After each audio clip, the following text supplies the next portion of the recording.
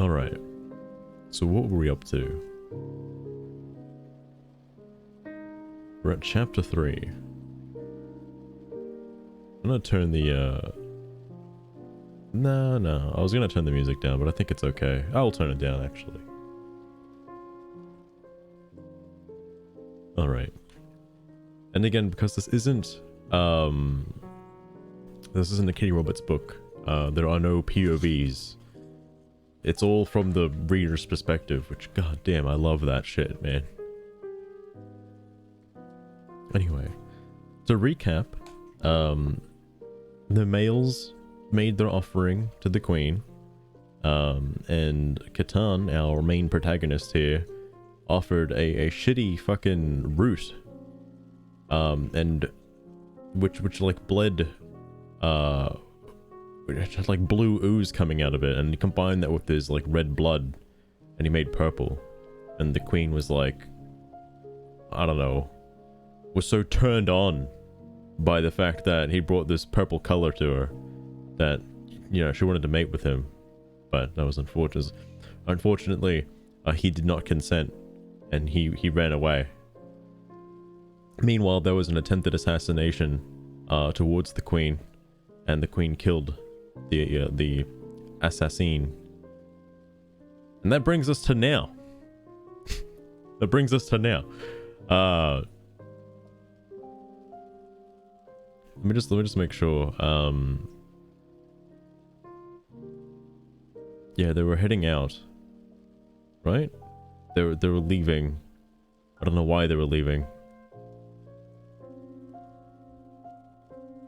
Shit, man, I don't fucking remember exactly how it ended. Anyway, chapter 3. The tangle breathed around Catan. Leaves rustled, branches creaked, and vines swayed lazily, moving as though the air were as thick as mire muck. Twigs fell here and there, snapping and crackling, and shaking more leaves. Unseen creatures made their calls of warning, of mating, of hunger. Shafts of orange-tinted light pierced the canopy in places, but few managed to reach all the way to the jungle floor. The shadows between the mighty tree trunks and their jumbled roots and branches were already deep. The sun would light the sky for a while longer, but inside the tangle, it was all but sunfall. Catan crept along thick branches high over the ground, knowing full well that neither height nor distance could cleanse the unease that had festered in him since the events in the Den of Spirits earlier. He was no longer in Tarkal. He could breathe easier now. He could fall back into the life he'd chosen, the life he'd found most fulfilling. But he couldn't help envisioning long threads, each thin and delicate, glistening silver in the failing light, running from his arms and legs back to the city. He could almost feel their pull. Long ago, there had been many more of those threads, and they'd been strong together. Just as sticks were stronger in a bundle, I believe there's a word for that, book. Zervashi's threat was nothing new. Catan had always known his connection to Tarkal through the Vrks he cared for, was at the Queen's mercy. Yet, the reminder had been a smoldering coal in his chest as he navigated the intersecting corridors on his return to Moonfall Tunnel. It had persisted as he'd gather his belongings from Rakosh's den, and it had only strengthened when he departed from his friends and strode toward the nearest exit from the city. Even now, after traveling hundreds of segments away from Tarkal, he'd not shaken the feeling. I like how they measure things in segments. I'm assuming a segment is one like width of a spider. Who knows how big that is? Tucking his barbed spear's shaft along his forearm, he leapt off the branch, throwing his arms forward to grab a nearby bow. His lower half swung beneath him, dangling briefly in the empty air. Oh, this is how Spider-Man gets around New York City. His stomach sank, But he hauled himself up, hooking his rearmost legs around the underside of the thick bow to find additional purchase.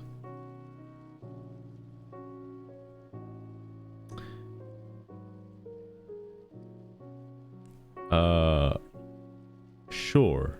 Purchase. I don't know. I've not seen that word used in this context before. I'm sure it's got a different meaning. Goddamn hidden meanings that. Anyway, his claws sank into the bark, and he paused to allow his mind to clear. Any distraction out in the tangle. Why would, even if it existed only in his mind, increase the danger eightfold. Catan forced himself onward, selecting his path along the wide branch with care. His den was not far. He traversed half the distance between it and the city already. The wisest choice would have been to go there and rest, allowing the solitude and isolation to soothe him until he could shed his worries. Today did not seem like a day for wise decisions. I want to say I don't expect to see typos in this book. There was one, I think, already in the previous chapter. But this is written by two people, so I imagine, you know, they go back and forth and nothing will seep into the book, but we'll see. He continued deeper into the tangle, beyond his isolated den, to seek solace in the hunt. The shadows thickened rapidly as the sun, hidden from Catan by the dense jungle growth, continued its fall into the realm of spirits and darkness. New sources of light appeared in the sun's absence, first in the deepest hollows and recesses, and then spreading with the onset of night. Catan's vision sharpened. Vrick's eyes were best in the half-gloom of the nighttime jungle, drinking in the soft light. Jazan flowers emitted their pale purple light as they bloomed to the darkness, staining the leaves for their vines with new color. Clusters of mushrooms glowed in the greens and yellows in the ground, and along tree trunks. The broad leaves of spirit song trees gave off their deep blue light, bright enough only to distinguish themselves from the deeper darkness, like the crystals in the den of spirits. Those trees were said to hold spirits within them, and Vrix avoided damaging them. An angered spirit was a dangerous thing that could not be overcome with any weapon. With the sky gone black, the trees and their branches were like the walls and ceilings of a vast cavern, choked with plants, but they lacked the oppressive air of Tarkal's tunnels. Catan stalked along the branches, eyes sweeping his surroundings ceaselessly, and listened to the tangle's night sounds. The darkness had been ushered in by droning calls of the reclusive creatures and beasts that did not normally stir during the day, and now added their voices to the night. The air hung heavy and still, and the whisper of leaves overhead was muted. Catan had spent so many nights like this in the jungle, so many nights in warm air under peaceful skies, so many nights of quietly appreciating the world around him. The towering trees and their mighty roots served as a reminder that there were always bigger things. The Vrix, male and female alike, were small compared to the tangle. The overgrown bushes and vines, the leaves and branches, the mushrooms and flowers were all in their own ways signs of something more. I don't know why there wasn't a pause there, but that's fine. Perhaps there were signs of the Eight, who, according to the tales, had wrought this world. Perhaps they were signs of life, of life's perseverance. Perhaps it was both. The answer made little difference to Catan. You know, it's a whole lot of, no talking in this book. Something I've just realized. Which I'm okay with, alright? Better to paint a picture than to just have Gaston talking shit about Beast all the fucking time. Anyway. Only out here could he set aside the past. Only out here could he imagine any sort of future. One beast call rose over the rest, high and undulating, pulsing smoothly between a howl and a whistle. Halting, Catan turned his head to listen, the fine hairs on his legs standing up to better sample the air. With little wind, he could scent only the plants immediately around him, but that call had come from nearby. A few hundred segments at most. A few hundred segments. And it had only been made by a Suta. Oh, a Suta. Interesting. Their hides were particularly supple, their meat especially flavorful and tender. What better way to return to his den than with a fresh Suta skinned and carved? I feel like that word is a bit of a slur, but that's fine. He passed his spear into one of his upper hands, ensured his bag was fastened snugly onto his back, and altered his course to follow the Suta's call, angling towards Suncrest, the direction from which the sun would rise at dawn to resume its battle against the darkness. That call had come from near a place the other hunters avoided. Hang on, my brain didn't comprehend that. That call had come from near a place that call had come from near a place the other hunters avoided. I'm gonna chalk it up to spider speak. Somewhere said to be haunted by malevolent spirits that were no friends to the Vrix. Catan had always found the area around it to be a bountiful hunting ground. At its core was a place the sun would never touch. A place where darkness welled in defiance of light. A huge pit that devoured everything that fell in. The call sounded twice more before Catan glimpsed the Suta. It was high in the trees, even higher than him. Its sleek hide, which is covered in soft blue-gray fur, shimmered in the faint glow cast by the red glands set behind its large yellow eyes on either side of its face. Catan stopped in the shadow of a tree, peering up at his prey. The Suta lifted its front legs off the branch, rearing back on its two pairs of hind legs, and called again, its throat briefly swelling and splaying that red glow as it did so. The Suta eased down again and trundled forward, its hooked claws easily grasping the branches around it. It was heading directly for the pit. Carefully, Catan climbed higher. As he gained height, diffused starlight broke through the canopy to fall upon him, making his markings glow purple. He moved in the direction of the Suta. He moved in the direction the Suta had gone, with even greater care, testing each branch and vine before thrusting them with even a little of his weight. Or trusting them with even a little of his weight. Yeah. The plants were more delicate here, not merely because they were thinner, but because they were not more exposed to the wind. Soon Catan could make out the edge of the pit below, where the ground jutted up slightly, and jagged moss-covered stones stood like the teeth of a lurking predator. The tangle had done its best to swallow up this circular pit. Hardy plants grew from the steep walls amidst the exposed rock and dirt, and thick roots extended out, down towards the darkness. A web of plant life had grown across the entire pit. Farther down, the creeping vines engulf any debris or unfortunate beasts that happened to fall in. Even when the sun passed directly over the pit, there was only darkness to be seen beneath the tangled growth spanning it.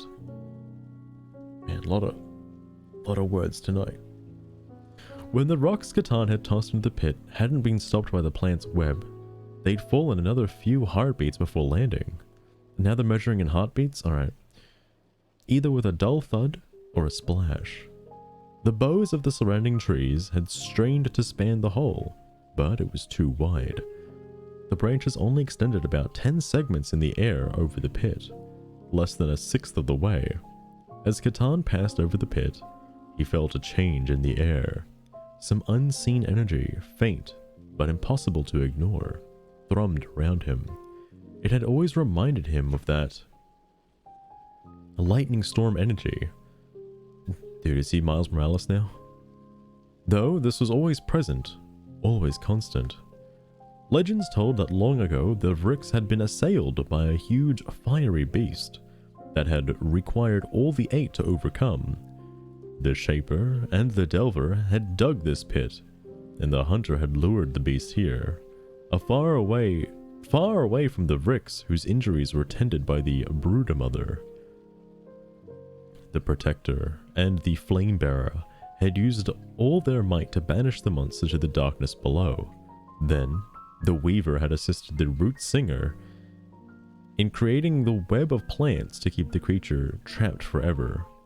A lot of lore is being dumped right now. I wasn't ready for that.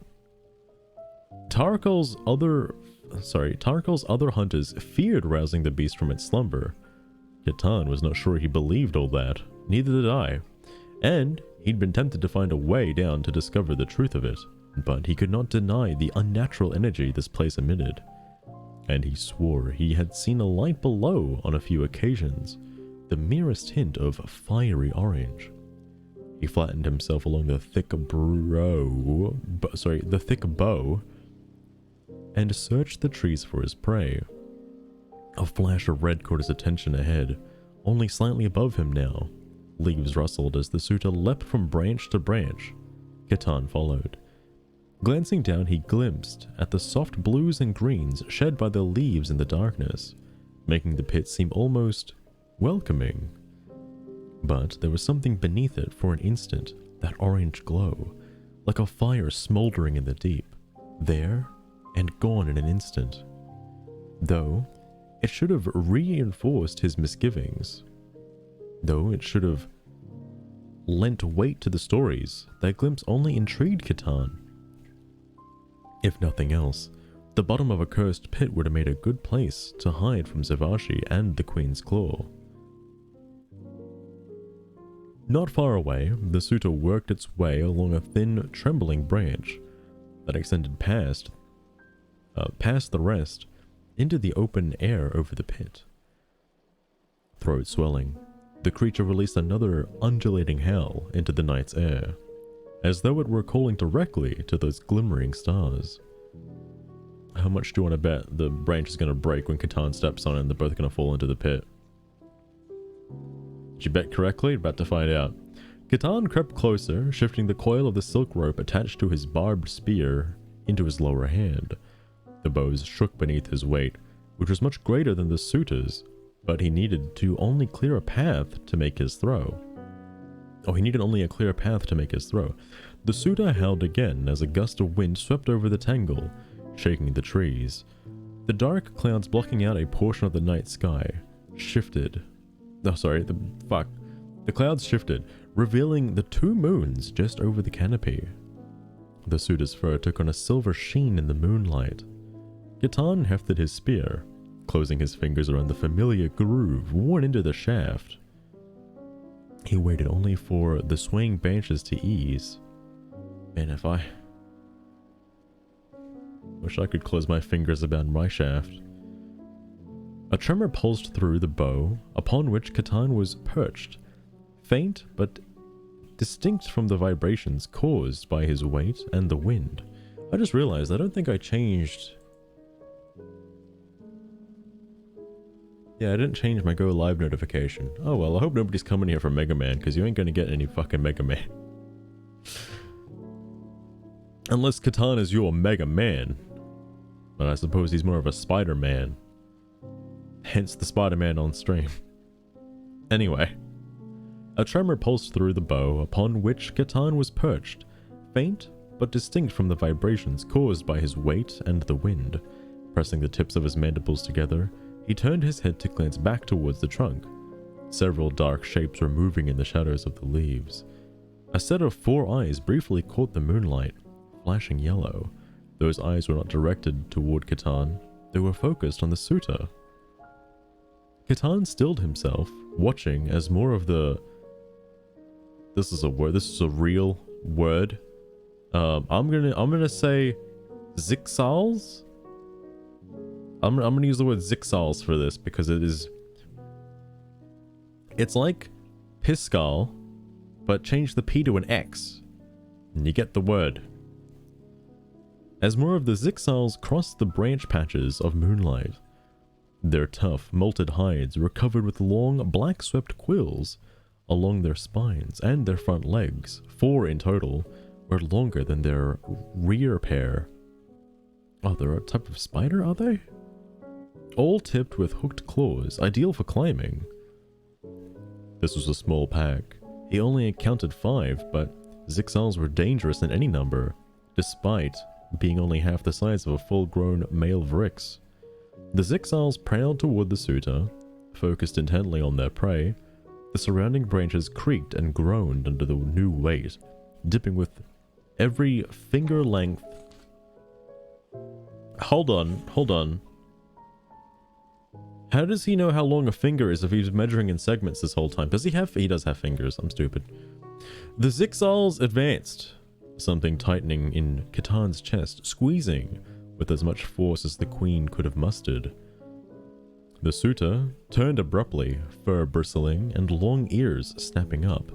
That energy in the air intensified, pulsing along Catan's hide. He did not know which of the 8 he had angered. The protector of the broodmother, perhaps, in his confrontation with Zervashi. But it seemed the gods were keen to test him tonight, and he knew with certainty. He knew with a certainty as solid as Tarkal's stone what was about to happen. The Zixals darted towards the spooked suitor as Catan turned back towards the tree trunk, wrapping the end of his spear silk around his hand. Branches cracked and snapped, leaves shook violently, and the tenuous support beneath Catan fell away. He threw the barbed spear at the trunk, but he was already plummeting amidst the broken bows and panicked chitters from the Zixal. Catan found himself looking up through a mass of tangled branches, falling leaves and thrashing beasts, at a purple and blue sky, sprinkled with stars that looked like glowing larvae dangling from a cavern ceiling far above. Something darted through the intact bows overhead, a blur of blue-gray, a flash of red, and vanished. Was it Sonic? Was it Sonic the Hedgehog? Yo! Catan might have offered a prayer to the 8 in that moment, as he tumbled toward the back. As he tumbled backward, and the world inverted, so he was staring straight down into a gaping pit. But he'd only ever been able to rely upon himself. The silk rope went taut, constricting his hand painfully. The strain on his arm was immense, as it took his full weight. Branches and twigs slapped and raked his hide as they fell around him. Catan swung to the edge of the pit. His body spun around in time for him to see the pit's wall rushing towards him. The rope jolted. The strain on his arm ceased, and his insides lurched as he fell again. Catan hit the wall hard, releasing a pained growl he barely heard over the noise of chittering Zixals and crashing branches below him. He clawed for purchase with his arms and legs. There's that word again. But the dirt and plants were too loose, the slope too steep. The sounds from the Zixals ended suddenly, along with all the crashing. Catan slipped, knocking loose a torrent of clumped dirt and small stones that clouded down the slope. From somewhere overhead, the Sutta made its high call into the night, as though nothing had happened. Damn your eyes! Catan snarled, but the narrator doesn't know how to snarl in that voice, uncertain of whether he was directing the words at the Sutta, the 8, or the queen. In a jumble of dirt and stone, leaf and root, Catan fell again. That's the end of chapter 3. He fell down into the deep pit of the void. Chapter 4. The sound of branches breaking and leaves thrashing were deafening as Catan hit the plant web. Wood scratched and pricked Catan's hide, so much of it at once he couldn't identify any single point of pain. The stronger branches and vines jolted him, not enough so to halt his fall, but enough to slow it. His body was twisted and whipped around wildly, destroying his understanding of up and down. Was he falling into the pit or into the sky? Do you know how gravity works, Catan? Bramble claws racked at Catan from all directions. He's falling up into the sky. Yes, of course. That makes total sense. Somebody inverted gravity. Fuck. He took one of those gravity potions from Terraria, and he accidentally started falling upwards. Anyway. Bramble Claws racked? I'm gonna say the word raked. Raked at Catan from all directions.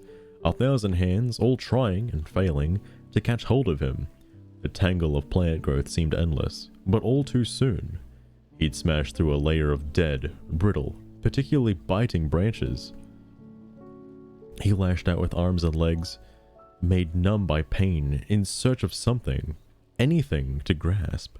But all the branches broke off his hands and shattered against the hard hide of his legs. Maybe he should purchase them for $8.95.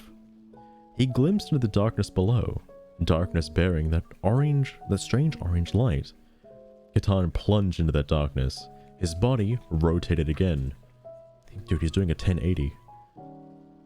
And he found himself looking up at a large gap, broken through the plant webs, its edges lined with jagged branches. He could not help noticing the glimmering stars through the opening, or the tuft of dark cloud lined with pale moonlight. The ape must have decided his fate truly was to die in some dark hole after all. At least it wasn't Tarkal. The silk rope cinched around his hand, bringing Catan to an abrupt halt with all his weight on that arm. He growled. This pain was unique to all the rest, and he doubted his shoulder could take much more of such punishment. Would the rope give out first, or his body? Dangling in the air, Catan reflected briefly upon his choices today. Ah yes, his many choices. Found no reason to regret any of them, and pulled himself up high enough to grasp the rope with his other hands. His movements set him to swinging, and soon he was also slowly rotating. The branches creaked and groaned overhead, and the leaves shook when he tugged himself higher and clamped the claws of his forelegs down on the rope, pinching it between them. With a drawn-out crack like rolling thunder, a series of branches snapped overhead. The rope dropped by a full segment, dropping Catan an equal distance, and making his insides lurch again. He'd refused to suffer another fall. Keeping himself as otherwise still as possible, Catan glanced down. His eyes took a moment to adjust to the gloom, which was now somehow absent of the orange light. Before he could make out the bottom of the pit, much of what he saw was deep black. But there were shimmering points of faint light closer to the pit wall, reflections upon the surface of standing water. Fortunately, there seemed to be solid ground directly below him, strewn with countless branches and other debris. Climbing any higher now would only result in a longer fall to the bottom of the pit, which was at least 10 segments down already. As delicately as he could, Catan curled his hindquarters and shifted his rear legs to gather the silk from gathered the silk from his spinnerets. His spinnerets, eh? His body pulsed as he drew out the thick thread, and he began to swing again, gently, but not gently enough to prevent more groans and cracks from above. He passed the silk thread into one of his lower hands and tied it off to the spear's rope. Slowly, he lowered himself, unraveling the rope from his hands as he moved and drawing more silk from his spinnerets. What kind of... Hang on. Jesus fucking Christ.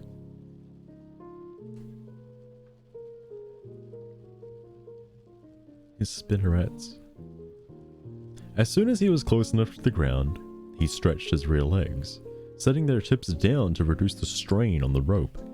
Cutting off the thread, Catan settled his other legs on the ground and studied his new surroundings as the punishments his body had endured echoed and throbbed. The ground was damp, blanketed not only by the twigs, leaves, and vines that had fallen with him, but a thick layer of rotting leaves and debris. I almost read that as debris. Could you imagine if I just said debris? Oh man, people would be pissed if I said debris. Only a few segments away, the ground gave way to black water. The air smelled of wet dirt, decay, and stagnant water. But There was something more, a tang, almost like that left in the aftermath of a lightning strike. And the pit's energy was stronger than ever, coursing up through Cataan's legs and across his body in steady, buzzing waves. Thick shadows dwelled outside the shaft of moonlight streaming through the break overhead. A lot of words. Cataan could make out more scattered rubble, stones, overgrown vines, and dangling moss, but it was all indistinct, as though he were peering through a veil into the land of spirits.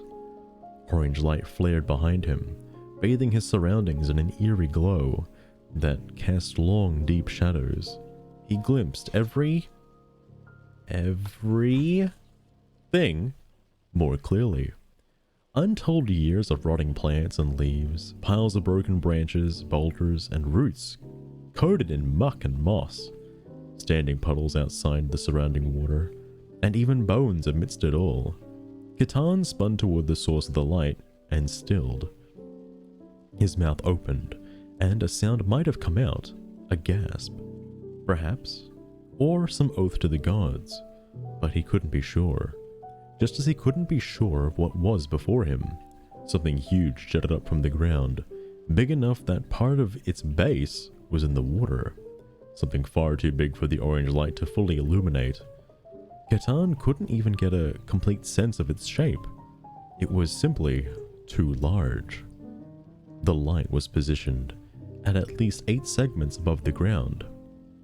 It came from a small circle, as steady as the sun without any of the heat or intensity. In 7 years of wandering the Tangle, Cataan had never seen anything like it. Reminiscent of sunlight or the glow of a wood fire, it was entirely unlike either, and though it wasn't particularly bright, it was almost blinding relative to the surrounding darkness. Cataan lifted a hand to shield his eyes from the light. Maybe he needs to wear some shades. At a glance, the thing it was attached to seemed to be made of stone, overgrown with clinging moss, and draped with pale vines. But the texture was unusual, and there were bits of it gleaming in the light, almost like the gold was so popular with the females of Tarkal. Releasing the strand of silk hanging overhead, Cataan crept towards the strange stone. The reflected light on its surface moved as he did.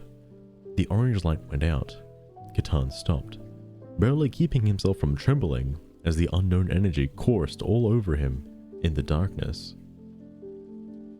The huge stone thing took shape again when his eyes readjusted, outlined now the dim light of the moons and stars that penetrated the tangled web overhead. Jesus Christ. Though much of it was covered with dirt and plants, this thing dominated the base of the pit, spanning out from wall to wall. Cataan had come down on a relatively narrow stretch of ground between it and the water. At its top, the stones seemed to touch the web of vines, roots, and branches. It must have served as a support for all those plants to grow across the pit. Even if it could somehow be moved there, he doubted the massive stone would fit in the den of spirits. Far away, and unimportant, the suitor called again. It might as well have been in another world. Cataan continued forward. The air hummed around him, vibrating over every one of his hairs, across every thread span of his hide, and down to his bones. Do spiders have bones? I'm not going to answer that question. He extends an arm and brushes. They have an exoskeleton, don't they? No, they're not bones. Alright, whatever. Fantasy spider. He's more like a Spider-Man. More and more evidence points to the fact that he is a Spider-Man of sorts. He extended an arm and brushed his palm across the face of the rock. Flecks of dirt and hard, brittle, abrasive substance broke away. By their eightfold eyes! He rattled. He rattled, alright. It wasn't stone beneath that grime. Gold remained his closest comparison. But he knew that was wrong. At best, this was some distant cousin of gold. Some other metal. It was cold, solid, unyielding, and impossibly smooth beneath the crust that had formed upon its surface. And it was abuzz with that energy, and something much deeper, a rumbling that could only be felt, not heard. The orange light flashed on. Catan snapped his hand back and retreated. This close, he could see the object's surface gleaming between the dirt and those rough patches between the clumps of moss and dangling vines. As he tipped his head back, his eyes caught on something above his eye level. He shifted to the side and stretched up on his rear legs, tearing away some of the vines and wiping away more dirt. Working quickly, he didn't know how long that unnatural light would last. Once a wide enough piece of the surface was cleared, Catan eased back. There were markings, deliberate markings, lines forming unfamiliar shapes that had no meaning to him, but undoubtedly had some meaning. Oh my god. I just realized this is like a man-made fucking warning light, isn't it? It's like a human emergency light. It's one of those orange flashing things. Oh my god, no way.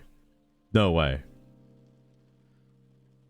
Anyway, when he looked at them directly, they were black. But when he shifted his head to either side, they took on a sheen, like sunlight reflecting, They took on a sheen, like sunlight reflecting on the surface of a pool. Okay, I kind of get it there, but I feel like there's a word missing. Anyway, what was this? His mind raced, sifting through every detail he could recall regarding the monster that had been cast into the pit by the guards. Was the orange light cast by one of its fiery eyes? As it opened and closed, searching for whatever it had disturbed its slumber, had the beast's skin been described as gold, but not gold? It's like I bet it's a fucking like one of those work vehicles, like a crane, like a digger or something. An excavator, perhaps. It's just painted yellow. If he were walking in place where the gods had done battle, he was uncertain of what that meant, or how he should have felt about it. Perhaps he'd simply disrespected the eight a few too many times, and they tossed him into the pit to rot like the flame beast of legend. The orange light died again. A reddish afterlight lingered in the Catan's vision like an angry gash on the beast's unnatural hide.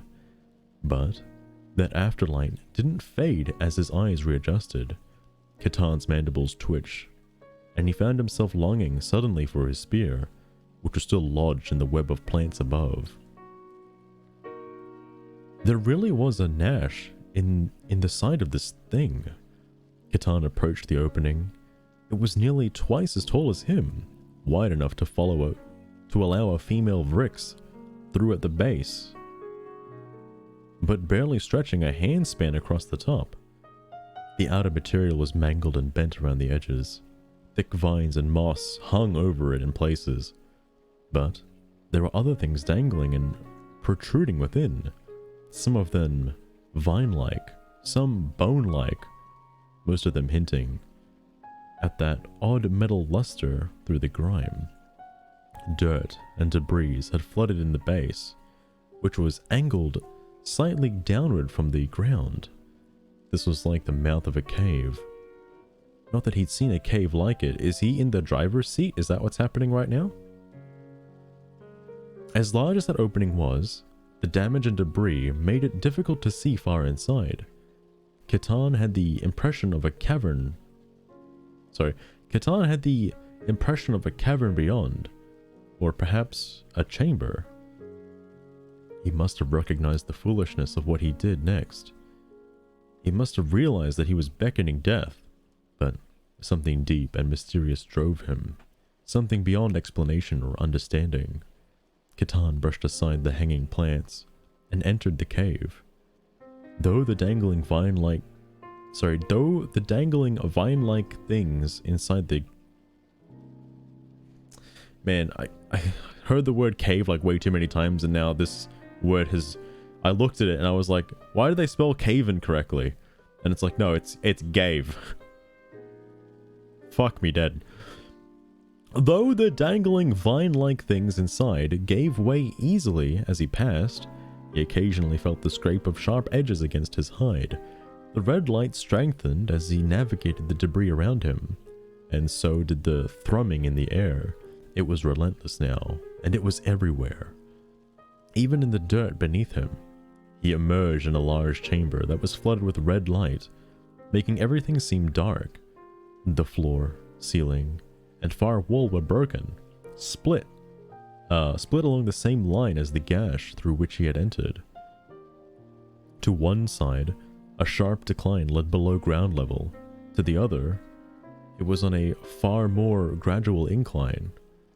More of those bone-like things jutted from the breaks, but the tearing here was less jagged. Much of it seems to have come apart in rectangular sections along the wall and floor. I don't know what they're describing anymore. I thought this was some kind of vehicle. Some man-made creation, but I don't know anymore. The dirt from outside continued well into the chamber, where it created the washed-out look of a dried stream bed. I really dragged that word out. It was piled highest at the base of the slope. It was piled highest at the base of the sloped side of the chamber, which also happened to be partially filled with murky, unmoving water. There were weathered branches and rotted leaves scattering across the floor. The air was thick, but the stench of fetid water, the slime on its surface, and mushrooms wasn't as strong as it should have been. Catan crept further into the chamber. The walls, ceiling, and wall were not of the same material as the exterior, though it was impossible to tell what they'd been crafted of in the red lighting. And through all of the dirt. I don't know why the word threw me for a loop.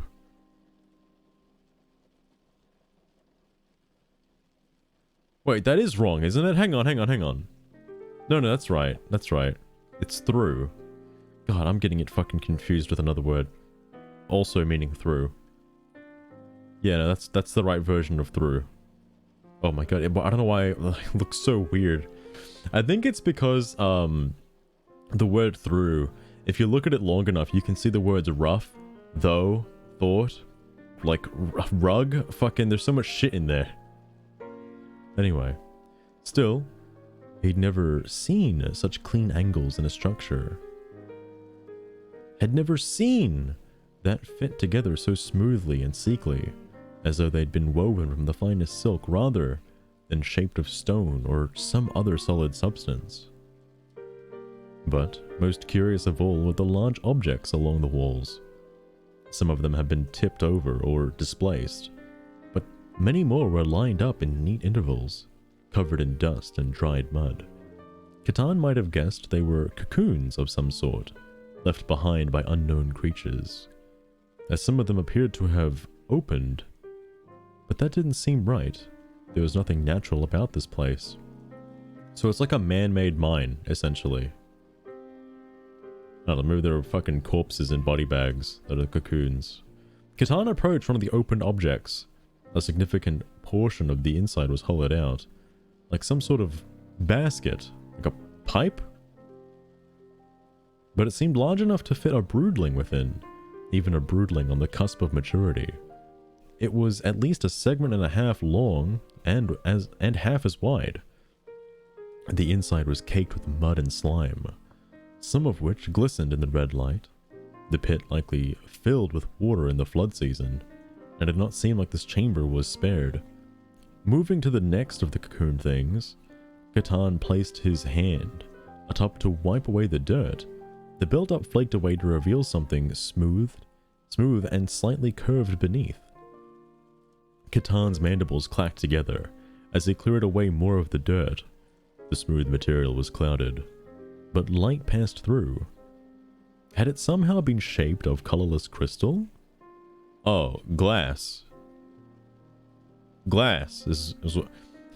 He leaned down to look closer, but the interior was too dark for him to make anything out. Perhaps these were eggs of some sort. He's looking at vehicles now, isn't he? He's looking through the window of a truck or something. He could not imagine the size of creatures that hatched from such huge eggs. Catan lifted his gaze and searched the walls for some sign. For some sign, some symbol, some writing, some clue, someone as to what this was. Though someone wasn't actually one of the things. But there was nothing. Nothing save a narrow opening in a recess along the wall. Though, which was more oh fuck me dead. Through which was more of that red light. More of that red light was visible. I'm just gonna move on. He walked to the opening, feeling cool air flown it. What is happening to me? It took me this long and now I can't read anymore. I'm losing brain cells. He walked to the opening, feeling cold air flow from it as he neared. Why was that so hard? This is like trying to fight a boss. That must have meant there was another entrance somewhere that was allowing the air to move. After a brief examination, he determined the recess was actually a doorway, one that was mostly blocked by a slab cut to match the opening almost perfectly. Bracing his shoulder against the entryway frame, he clamped 2 hands to the slab and pushed. The slab groaned, creaked, and clanged, the sounds all bearing an unusual reverberation, that is a big word, that Catan felt in his bones. He definitely has bones apparently. Once the slab had slid into the opposite side of the door frame, disappearing completely, he eased his hold, ducked his head, and slipped through. After I read ducked his head, I was gonna say that he quacked loudly, but never mind. He found himself in a tunnel that had a curved ceiling and walls, but a flat floor. To one side was the break. Carrying through from the prior chamber, beyond which the tunnel was sloped sharply down until it hit dark water. Did he open a door? Is that what that was? He says slab, but I think it was a door. I think he just opened a door. Though there was plenty of dirt and grime, it was less abundant here. Catan's fine hairs flattened and stood up as he realized there were more entryways along the tunnel, each crested with a red light. From where he stood, he could see that only one of those doors was open, the one directly across the tunnel. Deliver me! Guide me! He said. Sorry, hang on. Sorry, let me try that again.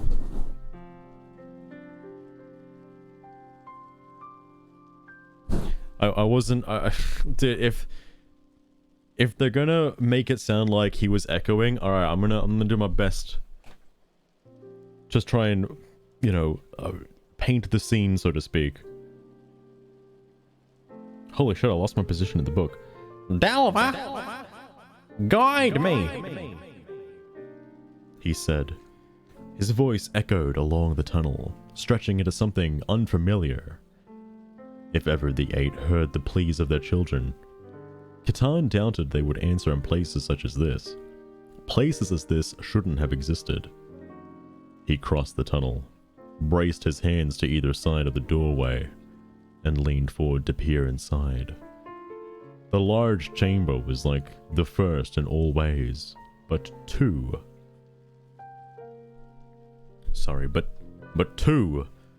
The grime here was not quite so thick, and the implied floodline didn't quite reach as high, leaving several of the cocoon things uncovered. Jesus.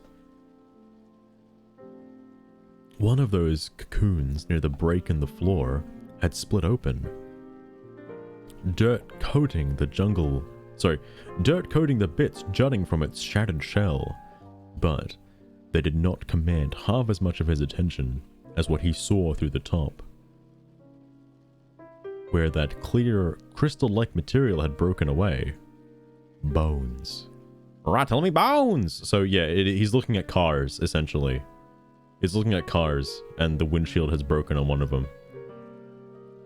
One of the darkened and old and darkened, unlike anything he'd ever seen, though nothing in this place was like anything he'd seen. He could not imagine what that rounded skull, with its 2 gaping eye holes and straight, flat teeth must have looked like.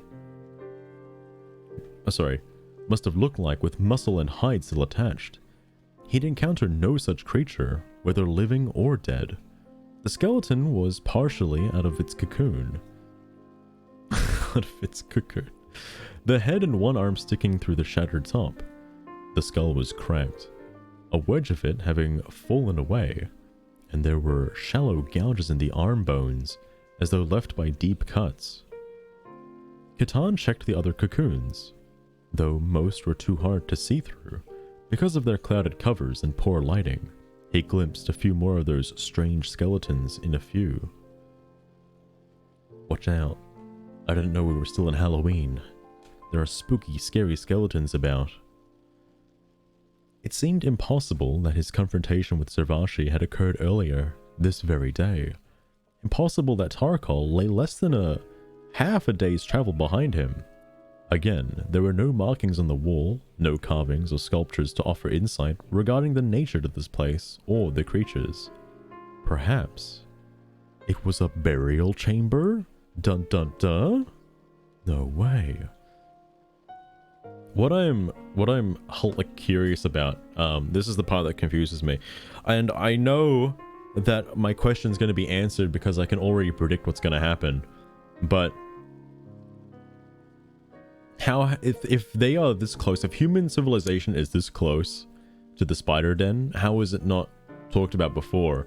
And part of me believes that that scribbled out like bit of history that Catan mentioned, that part that was lost, was probably some interaction with humans that has happened in the past, but they tried to erase it from history, which is why nobody knows about it.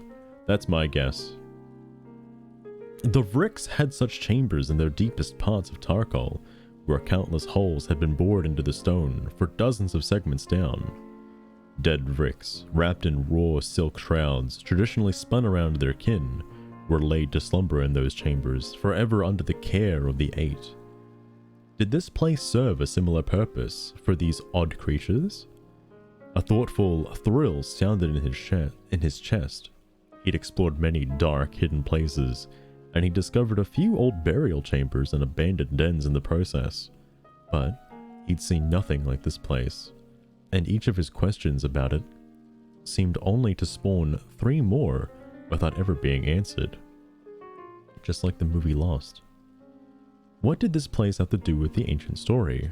With the fiery beast overcome by the Eight?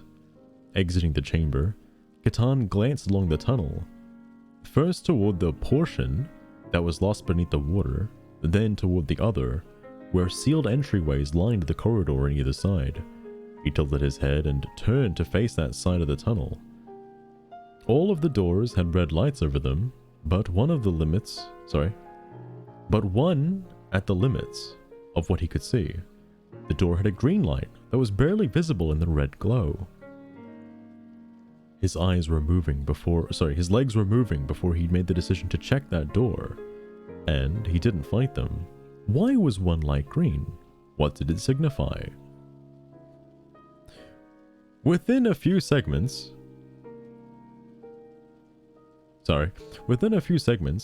he'd passed the thick band of dried mud and residue that marked the floodline. The floor beyond was surprisingly clean, as though not yet touched by the ravages of the tangle. The airflow was a little more pronounced, a little cooler. The sense upon it more muted. He stopped in front of the green light door. It was closed completely, and though the frame was separated from the ceiling slab,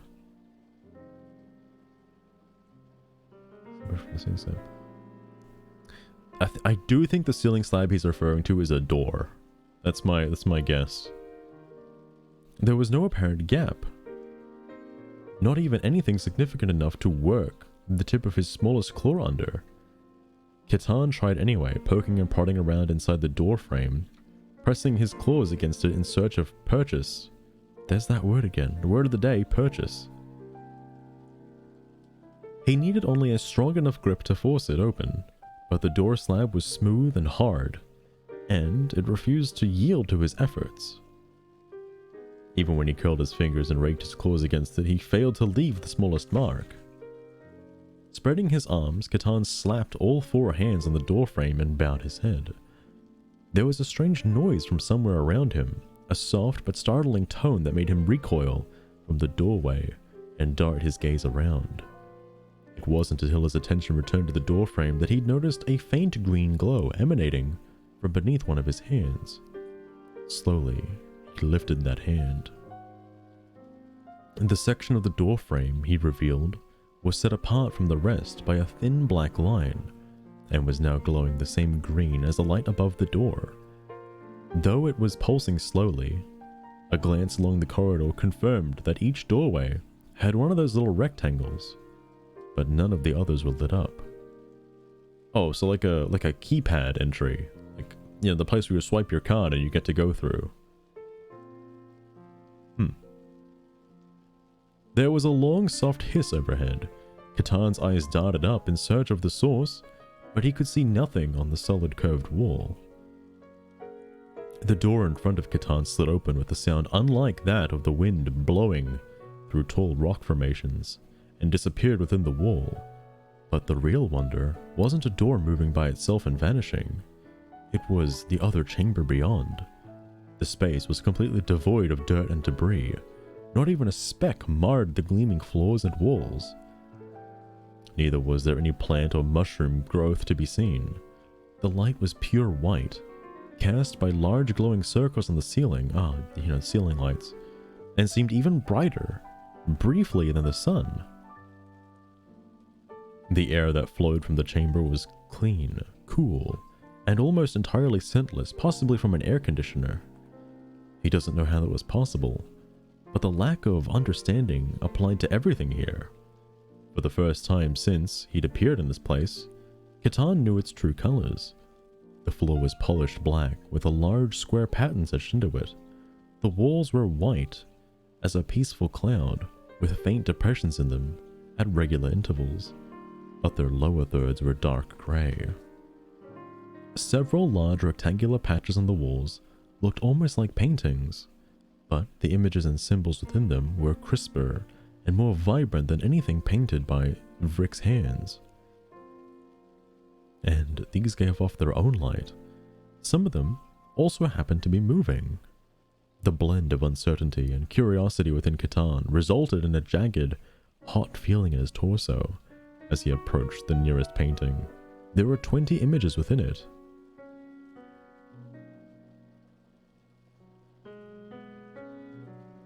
Oh, security. He's looking at a security monitor. Okay. Lined up in 2 even rows. Each was a simple depiction of a being with 2... Oh, wait, no. Is he looking... Wait, what is he looking at? Oh, yeah. Each was a simple depiction of a being with 2 arms and 2 legs like malformed Vricks. Half of these were slightly different from the others. A little smaller, a little curvier in their shape. He says painting.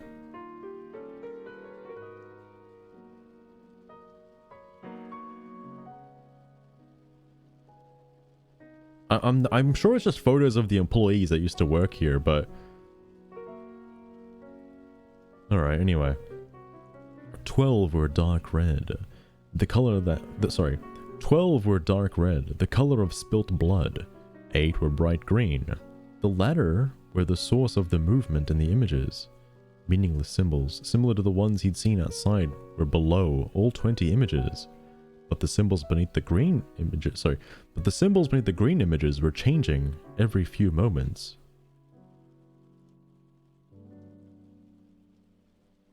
Oh god, I'm trying to know what this means.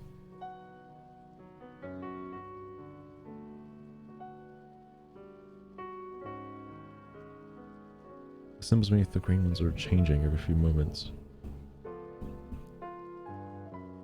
I know this is left up to readers' interpretation, but I want to know what they're saying. This must be the magic of the 8, Catan said as he lifted a hand to touch a set of changing symbols. The tip of his claw passed through the image as though it were formed of mist. Oh, wait, this is set in like the fucking super future where they got holograms. Okay, never mind. Never mind. I don't fucking know what the hell they're doing. Before he could react to that, the painting changed. A square containing countless symbols appeared, blocking out everything else. Catan snapped his hand back and retreated from the painting, fine hairs bristling and hearts thumping. There was another image now. Not a simple drawing, but something so real that he was sure for a moment that he'd summoned a bizarre creature from the nothingness. It was only a creature's face, but it had a pale, soft-looking hide, dark hair atop its head, with more short hair along its jaw, around its mouth, and a strip above each of its eyes. Those eyes, its nose holes and mouth were arranged similarly to a Rick's, but it only had 2 eyes. And there were no fangs or mandibles to be seen. Just 2 plump, pinkish bits of flesh comprising its mouth parts. Oh, he's looking at a guy with a big old beard. He's looking at a lumberjack. Dude, hell yeah. Was this what those dead creatures had looked like? They were ugly things. Well, that's a bit rude, Catan. Catan turned and swept his gaze around the chamber. The cocoons were unsoiled, allowing him full view of their dull, grey exteriors.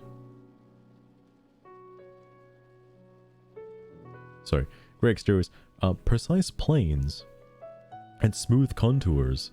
The sections of see-through material were larger than he'd realized, stretching almost 2/3 of the way across the tops of the cocoons. Though the overhead light reflected heavily on those surfaces, Catan could make out the figures laid in each cocoon. There were 20 in total. 10 along the wall, 10 on the opposite.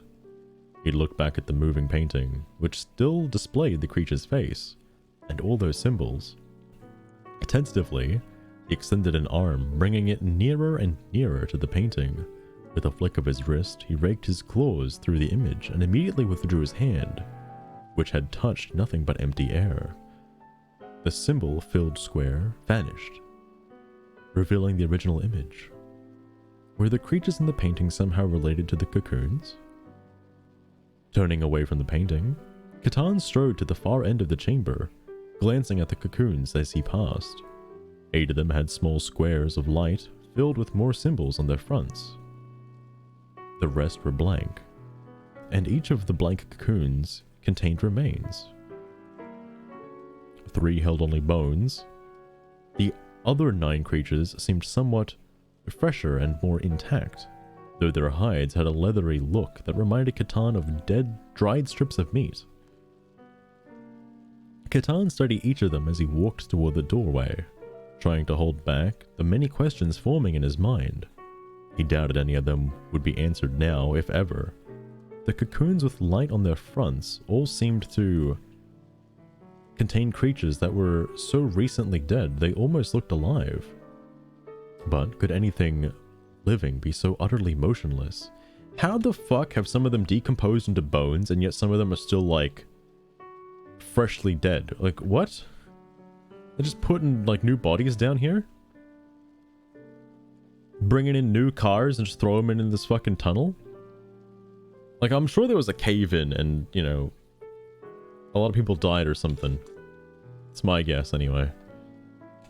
Though not all of them had pale hides and dark hair like that one that had appeared on the painting, they all looked small, soft, and delicate, like they wouldn't survive a day out in the tangle. Catan halted as his gaze fell upon one of the creatures.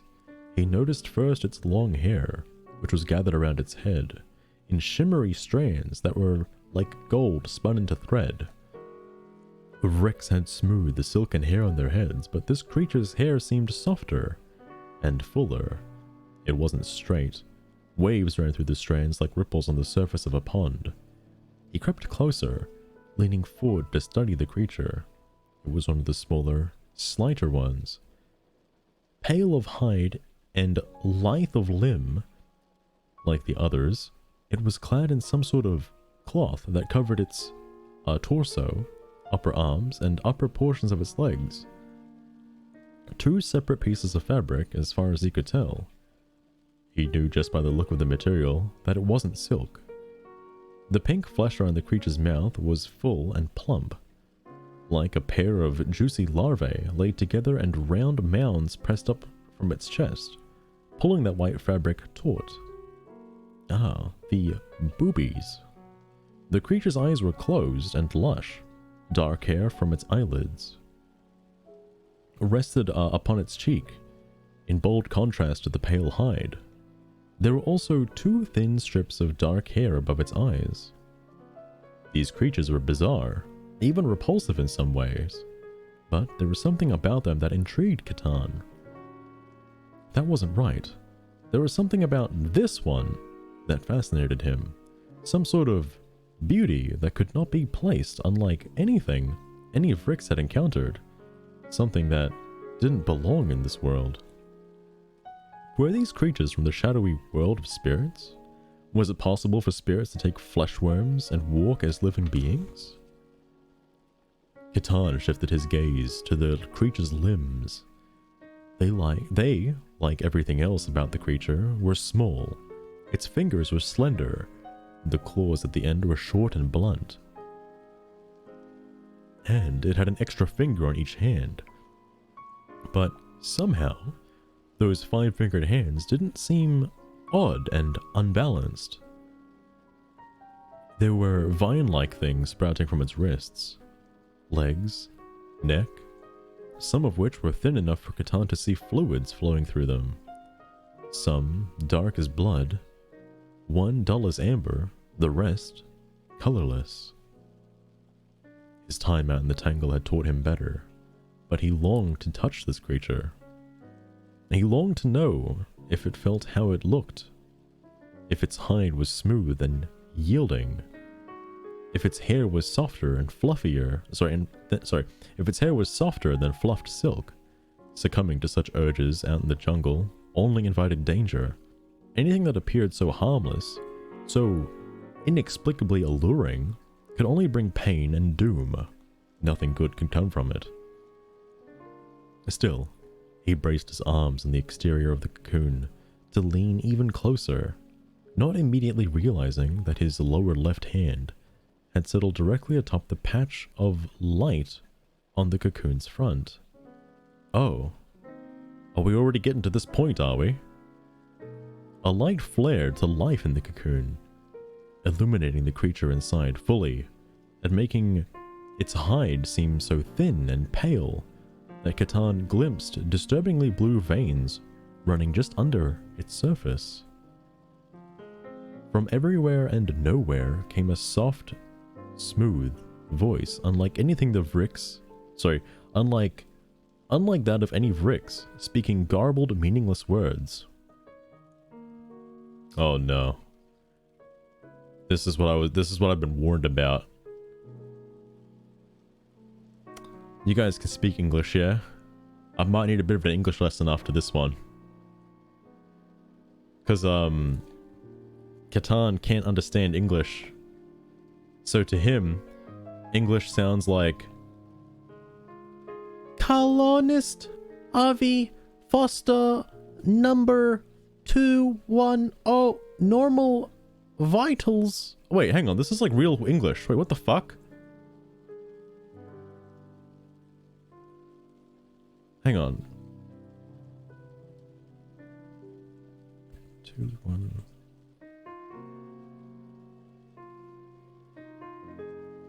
Oh, this is like the fucking robot speaking. Wait, hang on. Yeah, it's I'm just gonna read this in my own voice until I can confirm what the fuck it is, but Colonist Ivy Foster number 210 normal vitals confirm emergency awakening C Emergency awakening sequence. Holy shit. I can't believe I was able to read that. Catan pushed himself away, because I would like to point out, man, written like a 1-year-old. Jesus. Catan pushed himself away from the cocoon, inadvertently pressing the square of light on its front again. An unfamiliar tone sounded as gentle as the one he'd heard at the door, but twice as startling. Raising his forelegs, he searched from the source of that voice for the new sudden threat. Emergency awakening initiated. The voice continued. Something thrummed under the floor, sending gentle pulses up along Catan's legs. The vines connected to the creature emptied abruptly and withdrew from the creature just before the inside of the cocoon filled with mist, obscuring its view. Okay, I kind of understand how this is working now. He's in some fucking like I don't know, a lost civilization of humanity. And they put their best scientists into a deep sleep. So now the cocoons make sense. I thought it was cars, but no, it's just a facility. Subject being awakened without recommended adjustment without recommended adjustment period may suffer temporary lethargic, nausea, dizziness, disorientation, fatigue, and difficulty. Hold on, this word's fucked me. Concentrating. Please consult a medical technician to report. Initiate.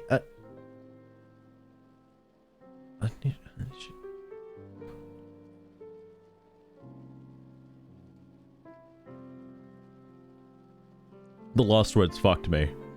To report initius. Oh, any issues. Jesus Christ. Please consult a medical technician to report any issues. Okay. So it's still... Okay, it's still English. Alright. It's just written so awfully. But don't worry. I'm an expert. Yes, I'm an expert in fluent English. Alright? So I know exactly what this book is trying to say. Like, for example, the word fatigue is spelled F-U-H space T-E-E-G. Just so you're aware of what I'm trying to read here. Difficulty, another really good one. D-I-F-I space K-U-L-T-E-E. Difficulty. I'm surprised I was able to read that as easy as I did. By the 8, what was the spirit saying? Had Catan provoked its wrath? He was reminded again of his empty hands, of his barbed spear caught in the plant web, and he growled. Even if a spirit could not be harmed by such a weapon, Catan would not succumb without resisting. The cocoon hissed. Long and loud. Wait, maybe, the fiery demon that supposedly, you know, happened a while ago is probably just a rocket ship. This might not be Earth. This is probably just some other planet, actually, and this might just be a fucking crashed spaceship in this empty pit. Oh my god, that's probably it, isn't it? That explains why some of them are like fully decomposed and some of them are just like kind of not fully composed due to like the crash breaking the, like, you know, sleep pods. Anyway, Catan retreated by another. Oh, sorry. The cocoon hissed, long and loud. Catan retreated another segment before the cocoon broke open. The clear top, just a lid. He suddenly realized, lifted until it was standing straight up. The mist swirled and dissipated as the inner proportion of the cocoon, rumbling faintly, rose and tipped forward, so the creature lay in a slant. But the creature itself hadn't moved a muscle. Colonist 210, welcome to... The disembodied voice changed suddenly, becoming stiffer, deeper, less alive. Navigation data corrupted. Current location unknown. Emergency signal inoperative. How am I reading this so fluently? For example, navigation is spelled N-A-H space V-E-E space G-A-Y-S-H-U-N. Navigation. Anyway, the spirit fell silent, leaving Catan to stare at the creature. A new scent teased him, something clean, exotic, alluring, something sweet and somehow feminine. Catan shifted near the cocoon, lifted a foreleg, and carefully brushed it against the creature's arm. An appreciative thrill sounded in its chest. That intriguing scent absolutely belonged to this pale little thing, and it was only stronger and sweeter now that he was closer. He extended an arm next, watching both it and the creature's face as he brushed his fingers over that long golden hair. It was even softer than he'd imagined. His hand followed the strands of his hair down until his palms settled on the creature's shoulder. The creature made the faintest of movements. Its chest swelled, and the fabric stretched over those chest mounds. Ah, those chest mounds. This is what I was missing from the Katie Roberts books. I like having, you know, different words that obviously mean boobs, instead of just using the word boobs. Yes, chest mounds. Thank you, Tiffany Roberts. Much better. Which now hung a little lower, as though they possessed more weight and flexibility than he could have guessed. Catan stilled, but did not pull away. The creature's chest relaxed, and he felt a faint flow of warm air against his hide. Breathing, the strange creature was alive, and its hide was smooth, yielding, warm, better than silk beneath his palm, and somehow thrilling. Sliding his hand down its arm, Catan nearly shuddered at the rasp of his rough hide against hers. Because this thing was a female, he knew it instinctually. The scent was merely further confirmation. There were many creatures in the tangle that were not like the Vrix in that respect. Many creatures for which the females were smaller and weaker, and this unique creature was his female. She belonged to him. Many Vrix had tamed their wild creatures as pets. Why should he not have one of his own? Another one of his hands rose, and he cupped the underside of one of those mounds. Oh. It certainly had some weight, and it was even more yielding than her flesh elsewhere. He squeezed, testing its give. It had some measure of firmness. He'd never felt anything like it. Vrix were thick of hide and didn't carry excess flesh. They were hard as stone compared to this little creature. Curious, he lowered his hand, meaning to take hold of that white fabric and peel it away so he could see what those mounds looked like uncovered.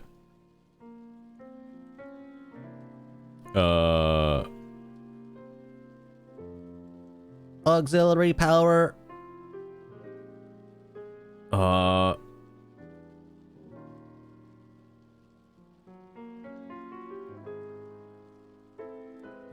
Auxiliary power 95% depleted.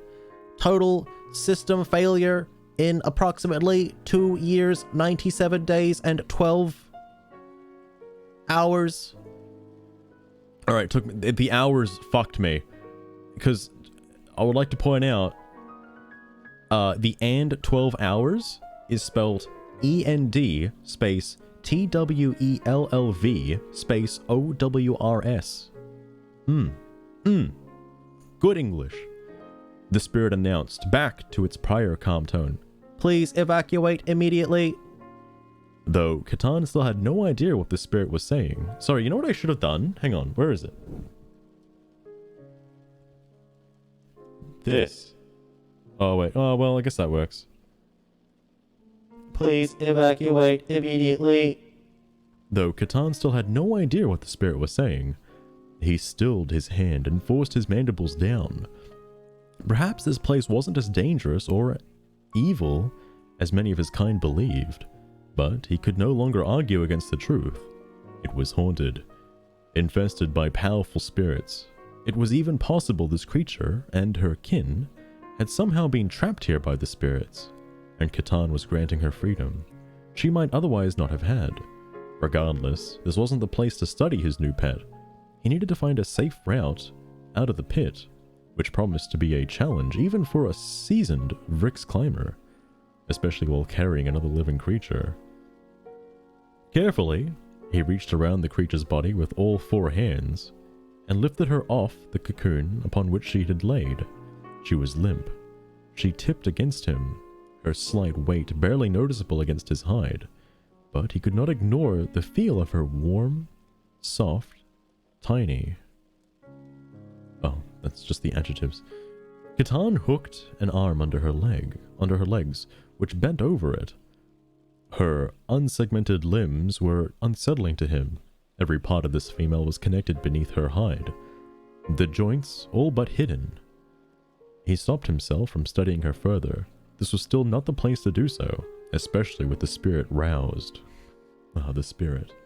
Mopey, how's it going? Welcome to the book. The book of the post-apocalyptic Earth, with lady from, Human Colonization Act number 7. Later on a spider planet. I now understand this book. Anyway. Gathering her securely to his chest, he turned for the exit. Whether with the aid of the 8 or not, I will unravel the tangled threads of this mystery. Why did he say that out loud? The last thing he noticed before leaving this chamber was the painting. One of the green creatures drawn upon it had turned grey. The 8th?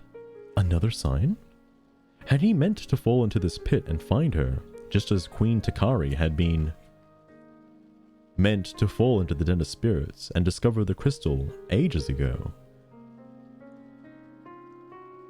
He looked back down at the female and brushed the strands of hair from her face. Perhaps you shall be called 8, he offered thoughtfully. 8 made no reply. Alright, this is getting intriguing now, so I'm excited for the next chapter. Chapter number 5. By the way, chapter 5. It's a very short chapter in comparison. Catan grasped a thick root with one hand, clamped another on the exposed rock overhead, and dug the tips of his legs into the dirt. With a final heave, he drew himself over the rim of the pit. The damp layer of fallen leaves beneath him was a unwelcome change. Why is that hard to say? For some reason in my mind, I'm reading that as beneath him was an unwelcome change. But no, I guess it is right to have before welcome. Was a unwelcome change. That sounds weird to me. It was flat, for one thing. Why does that feel weird to say? Anyway, he allowed himself a few moments to recover from the climb, though he only slightly relaxed his hold on 8, who was cradled in his lower arms. He'd lashed some silk thread around her torso to ensure she would remain in place for at least a little while, if he had suddenly needed to utilize his lower arms for something else. His muscles burned, and it seemed there was no part of his body that did not ache now that the excitement of his discovery had cooled. The tangle had battered him tonight, but it had surrendered a wondrous bounty, or at the very least an intriguing one. Again, he reminded himself that this was not the time to examine her. The pit had offered shelter from the tangle's many dangers, but now Catan and his little female were exposed, almost exposed as her chest mounds from earlier. No matter how curious he was, no matter how weary and worn, he needed to return to his den with all possible haste. He turned toward the pit, tipping his head back to look toward the sky. That's not what that sentence said. I just apparently went on autopilot there. So tipping his head back to look skyward. That's what was said. The greater and lesser moons were nearing the far side of the break in the canopy now, well on their way toward moonfall. Each was a swollen orb. Why did I say warb? Each was a swollen orb, one silver, one pink, against the back dark drop of the sky, their light hitting the pit in a wide beam that enhanced the shadows of the surrounding jungle. With the direction of moonfall determined, he untied his spear from the bag, taking it firmly in hand, and delved into the tangle with 8. Catan slowly worked his way higher, remaining close to the ground. Remaining close to the ground would have been easier on his abused body, but the danger was always greater on the jungle floor, not merely due to predators, but harmful plants, deadfalls, hidden pits, waiting up to swallow an unsuspecting creature, and patches of murky water and mud deep and hungry enough to trap even the strongest Ricks. His eyes dipped toward 8 briefly. How could anything like her have survived here? She wasn't more than a segment and a half tall. He doubted the top of her head would have reached his chest if she were standing on her 2 legs. If she could stand on them to begin with. Yeah, wouldn't want to assume how this creature walks. How could any creature balance itself on 2 legs? How could anything move with any speed or agility with a body like hers? He'd not gone far before 8 stirred. Catan stilled, glancing down at her as she tensed and released a heavy breath. She made a soft, pained sound that produced the faintest of vibrations in her chest, but it didn't have any of the buzzing or clicking that usually accompanied such sounds from Vrix. The thin strips of her hair over her eyes drew closer together, forming a crease in her hide between them, and the corners of her mouth shifted back, pulling those bits of plump pink flesh taut. Her eyes squeezed tighter shut, her nose holes, which were on the underside of an odd fleshy protrusion that sloped down from between her eyes and ended at a point just above her mouth, flared wider. Could just said her nose expanded, but that's cool. Catan's mandibles twitched, and he tilted his head. Sorry, this is about to turn into what the cover of the book looks like, which is where I'm assuming this is going. So, in case you're wondering, the bottom left-hand corner of the screen is what it looks like. That's the cover. For those of you who are listening to this and not actually watching it, please feel free to look up the book Ensnared by Tiffany Roberts, and you'll see the cover. That'll probably paint the picture of what I'm about to read. Catan moved his free hand. Sorry, that's not what happened. Vrix could open and close their eyes and mouths, could raise and lower their mandibles, but otherwise, the hide on their faces was firm and unmoving, and I have a weird creature on my hand. Oh my goodness. Don't worry, it was a little... What do you call it? A little fucking, doesn't matter. I don't know the name of it. It was an insect. It wasn't a spider. Can confirm. It seemed every part of this creature's face could move more and change in some way. The result was as intriguing as it was unnerving.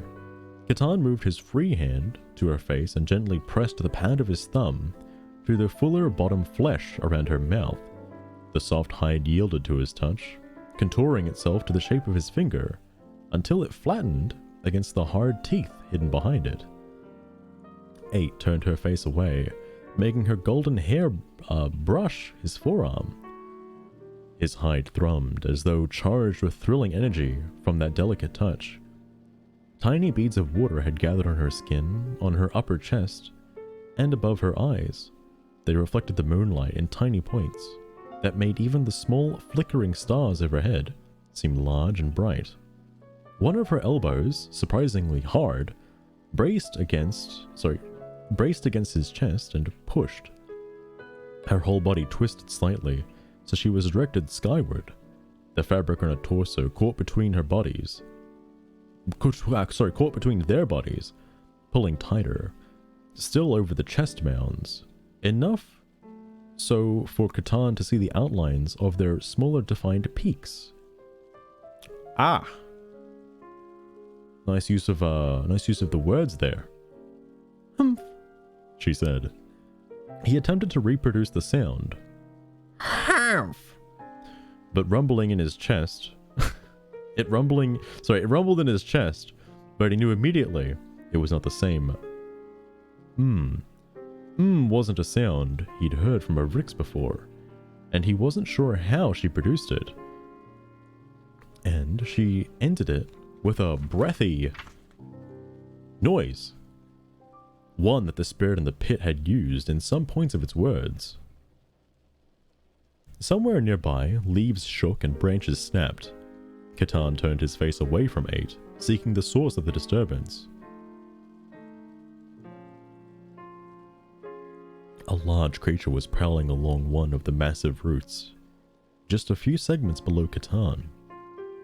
Pushing through the vines and branches that grew nearby, though the beast was mostly hidden in the shadows, Catan knew it simply by its size and the way it moved. A grell. A grell, you say? Its upper body was broad and powerful, with thick arms and long claws. Its muscular neck leading to the blunt head that had jaws strong enough to rival a female Vrix's mandibles. Its 4 eyes shone with tiny points of reflected moonlight. The grell huffed and puffed and blew the house down. The grell huffed and snorted, turning its head from side to side. And most of its upper body doing the Mario. Most of its upper body along with it, as it scanned its surroundings. Catan held 8 closer to his chest and eased along the bow he was standing upon, moving into the deeper shadows near the trunk. Grell had poor senses of smell, so as long as he kept out of sight and quiet, he could avoid an unwanted encounter. 8 shifted, making another sound, this one more pained and troubled than the first. The grell raised its head and snapped it towards Catan, its long fleshy ears standing up. This isn't in quotation marks, so I don't know who is saying this or how this is being said. Shaper, unmake me? Bark crunched under the grell's jaws. Bark crunched under the grell's claws.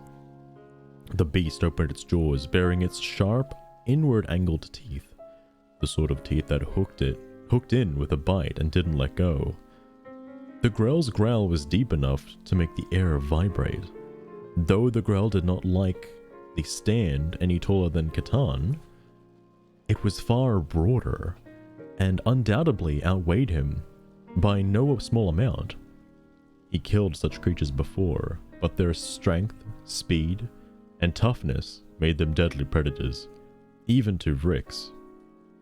Something slapped his chest. Catan angled his gaze towards the female, to find her hand pressed toward him. Its heat sinking into his hide. It sent a thrill through him. She was growling more restless, and those strips of hair above her eyes, had fallen lower. The grell would tear her apart in an instant, if given the chance. Catan raised his upper arms, forelegs, and mandibles, spreading them wide to make himself look as big as possible, and hissed. The grell's ears twitched and flattened, and the beast retreated half a step, making an uncertain, chuffing sound, like a train. 8 stiffened in Catan's arms, her eyes fluttered open, calling his attention away from the immediate danger. Those eyes were, like the rest of her, strange. They rolled in their sockets for a moment, which was made disquieting by the whites around their edges, before turning toward Catan. He could only stare back. Yeah, now this is probably turned into the title screen we're looking at. The whites of her eyes surrounded inner rings of blue, but the night was too dark for him to tell the exact shade. And within that blue were large black circles directed at Catan. Her eyelids opened wider and the strips of hair above her eyes shut up. 8 opened her mouth and screamed. The sound was so high-piercing and loud enough to echo between the trees and make Catan recoil and nearly lose his balance. Catan hurriedly lowered one of his arms, clamping a hand over her mouth. Hot air blew against his palm as she continued to scream, but the sound was greatly diminished now, though its echoes lingered in his head. She grabbed his wrist with one of the little hands and struggled in his grasp, kicking those odd legs and trying to pull her face away from him. He tightened his hold on her. For a creature so small and seemingly delicate, there was surprising strength in her resistance. He glanced at the grell, turning his raised barbed spear toward the beast. The weapon was unlikely to fell the creature in one blow, but it could inflict a wound dire enough to make the grell flee. But the grell had backed further away, its ears now fully flattened along its thick neck and hulking shoulders.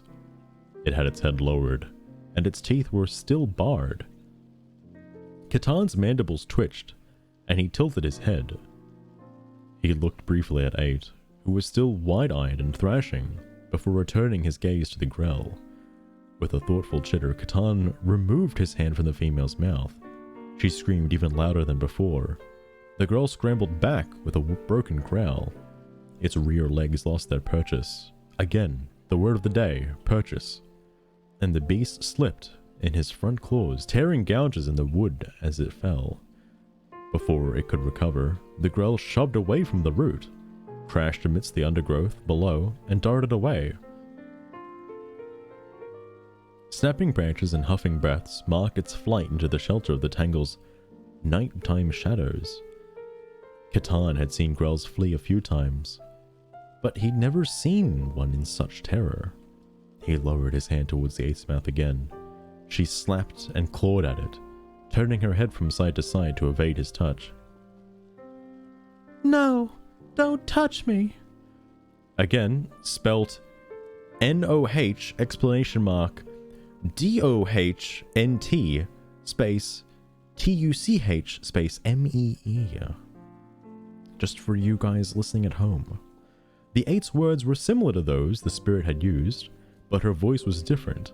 It was higher than the spirit's, rougher, and it filled with feelings, with emotion. He realized only then that her scent had changed subtly. It contained a sour hint of fear. If her screams hadn't been enough to attract the attention of other predators in the tangle, which they certainly had been, then the hint of fear in her smell would certainly do so. Using a bit more force, he pressed his palm over her mouth. She grasped his forearm with both hands, digging her blunt claws into his hide. But her grip caused him to flare of excitement rather than pain. "Silence!" he said. The 8 stilled immediately, but for her trembling and panting breaths which made her shoulders and chest heave and blow the strands of her tousled hair up and down. Her eyes glistened as though filling with water, more of which had gathered on her pale skin, and the fabric of her upper garment was damp. Oh. I like how, subtly inappropriate it gets at certain points without saying it. I like that. "Be silent, ain't?" Catan lowered his mandibles to look as unthreatening as possible. "Be calm! It is not safe for you to make so much noise!" How's this book so far? It is very, very good. For a brief recap, apparently a long time ago, there was a, I'm going to assume a, man-made, spaceship like the Ark, to put all the scientists on and send it into space for, to make a new colony somewhere. Crash landed on this random planet full of spiders, spider people, and weird other crazy monsters. Catan stumbled across this fossilized artifact, which happened to still be functioning, and took out a lady. Although most of the other people that were inhabitant in the said spaceship, which he didn't know was a spaceship, is dead. There's still a few people that are still alive. I think it was how many did he say? It was there was 8 that were still alive and the rest of them were all dead. Anyway.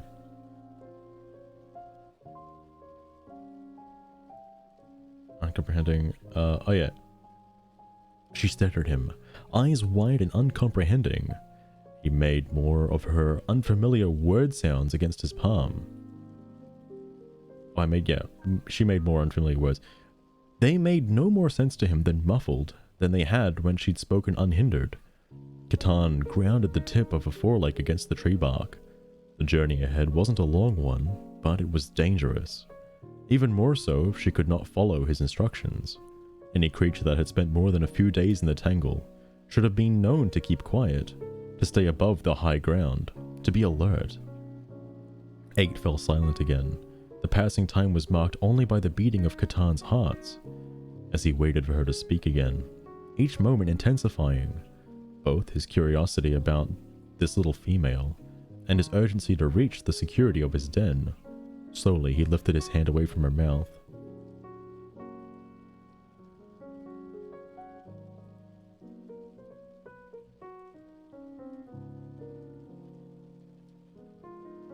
Sorry, this one took me a second to read. Please, I don't know what. With a huff, he covered her mouth again. Be silent! Again, so you're aware, the way she just spoke, how it was spelled was Pleez space AY space DOHNT space NOE space WUT. With a huff, he covered her mouth again. Oh, you be silent. She whimpered, but didn't fight him this time. He wasn't sure if it's because she understood him, or she exhausted herself, but he didn't like it. And just like he didn't like the fear in her scent, she was trembling in his arms, faintly, but noticeably.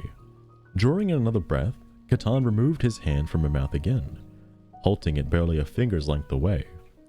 8's mouth opened, those plump pieces of flesh parting, and her pink tongue slipped out to trail across them. Catan's arm tensed, ready to silence her again, but she drew that little tongue back into her mouth and pressed those plump bits together. She dipped and lifted her chin twice in a quick succession. That seemed like some sort of gesture, like a nod, mate. But what could it mean? Had she run her tongue around her mouth parts like that to signal her hunger? He couldn't ignore the possibility that her kind were cunning, deceptive predators of some sort. Catan cast his questions to the back of his mind, where they could weave their own webs for a while. His fixation with this creature was dangerously distracting. Holding her more snugly against his chest, he continued his journey. She squeezed her eyes shut, wrapped her arms around herself, and curled up. When she spoke again, he didn't bother admonishing her. Her voice was barely a whisper. Please be a dream. Please be a dream. Please. The significance of her speaking, even if her words had no meaning to Catan, struck him as he traveled. He'd never met a creature capable of such speech apart from his kind. The Tangle's beasts had their calls that communicated so much, but none of it was intricate as the language spoken by the Vrix, and 8's language seemed just as complex. James, welcome to the stream. I mean, I don't know. I'm kind of getting into this now. I'm getting into this. I also don't know who Matthew Riley is, or Matthew Reilly. I'm not sure who that is, James. But I can't help it but read potential smut on stream. I mean, this has come close a little bit. Thankfully, it's nothing like Katie Roberts. This book, in comparison to like the other two I've read so far, this book is so much more better because it reads like a fucking storybook, like, and not like a fanfic. I don't know. I'm really enjoying this one. Lowest common denominator pulp action author. Oh, okay. I gotcha. Explosions cover to cover, fucking hell.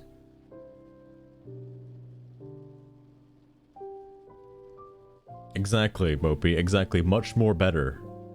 Much more better. It's about as good English as the English in this book. I was warned that the English was like, you know, a little, like it didn't make any sense because obviously Catan can't fucking understand English, and the book is like kind of read from his perspective a little bit. But no, I can read the English, even though it's written very weirdly.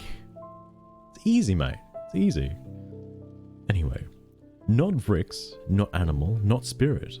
What was she? His. If nothing else, she was his. He would unravel her mysteries one thread at a time, if necessary. But he would not take her to Tarkal, would not bring her before the queen.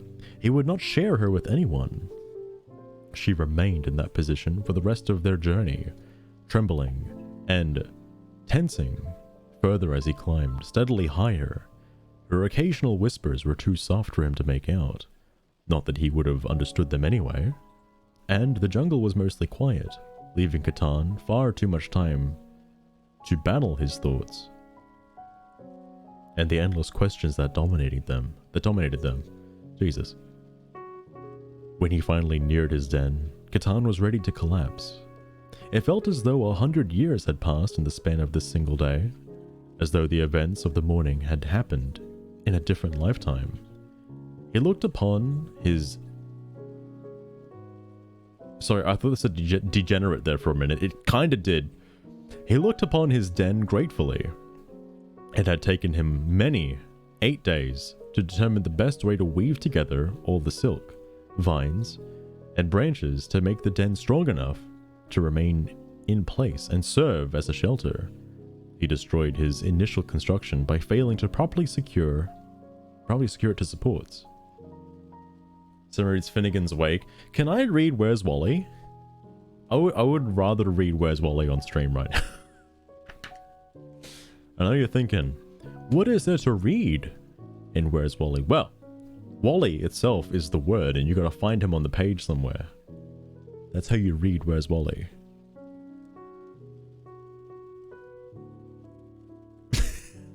I'm actually wondering, so here's the thing, I was gonna do a Where's Wally stream, but then I remembered there is an extension for Twitch that allows viewers to place their cursor on stream.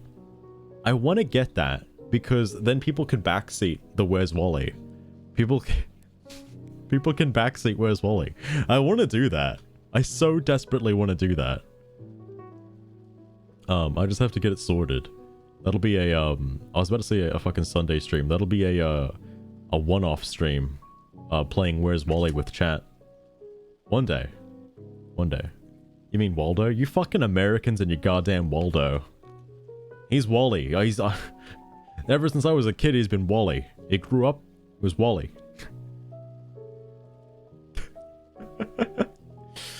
I don't know if it's just Waldo being an American thing, or I don't know if Waldo is just an American thing or Wally is just an Australian thing.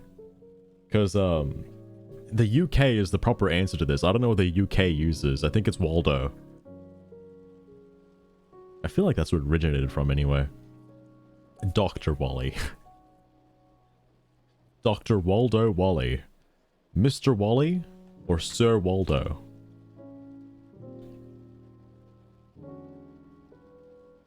Fucking hell. Anyway, but this den had hung for years near the tangle's leafy canopy, suspended by a wide silk web that fastened it to the surrounding boughs, and spread its weight between them. Any creature unaccustomed to climbing Vrix webbing was unlikely to reach it. Catan did not hesitate to tie his barbed spear to his pack and climb the trunk leading up to the web. Allowing his aching body even a moment's rest would have rendered him unable to move until morning. At the very least, 8 made an abrupt alarmed sound as her weight was forced against his chest, wrapped her arms around his middle, and held tight. He chittered softly and took hold of the web with his upper hands. 8's alarm only increased as she realized the tree and, hanging with his back toward the ground, crawled along the web toward the den at its center.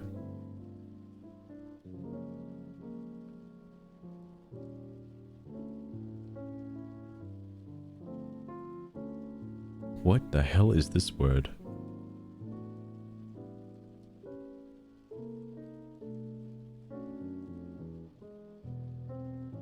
Oh, okay, okay. Took me a second. Alright, I got it. The UK uses Wally. Okay, so it's just America then. Waldo here. Yeah, why is it Waldo? And Wally. Hang on. Is there... Hang on, let me look it up. I wonder if there's actually a reason as to why it's Waldo. Did John Waldo from America actually, like, come up with the name? Did he come up with the renaming scheme?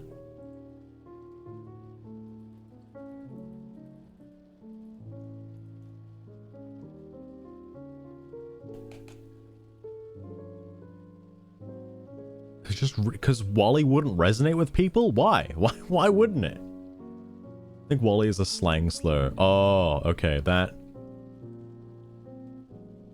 makes more sense. Yo, if you lived in France, you got Where's Charlie? Germany had Where's Walter? Where's Walter? That's a good one. I like that. I like Where's Walter. I want some German books, please.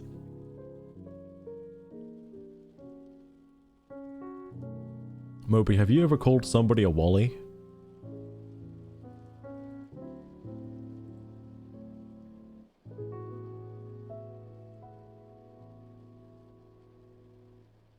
Wait, find Waldo now.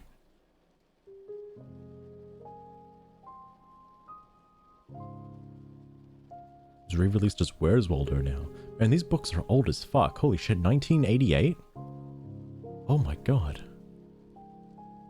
The Great Waldo Search. Fuck.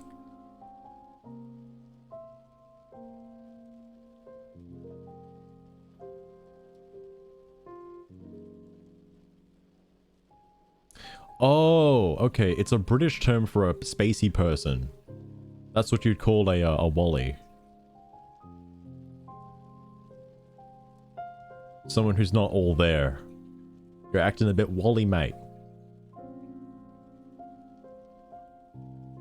I gotcha. I gotcha. It just wouldn't have made any sense in American context. That's why they had to change it. But still, I want to see Where's Walter or Where's Wallace. Where's Wallace and Gromit? Where's that spin-off? Yo! All the other countries. Where's Effie? I don't know if you can say where's Effie. Where's Hetty? Where's Hugo? Sweden has Hugo? Where's Hugo? Norway has Where's Willy. How is it so different in that particular region of the world? Iceland has Where's Vali. Where's Holger? Where's Jura? Fucking hell.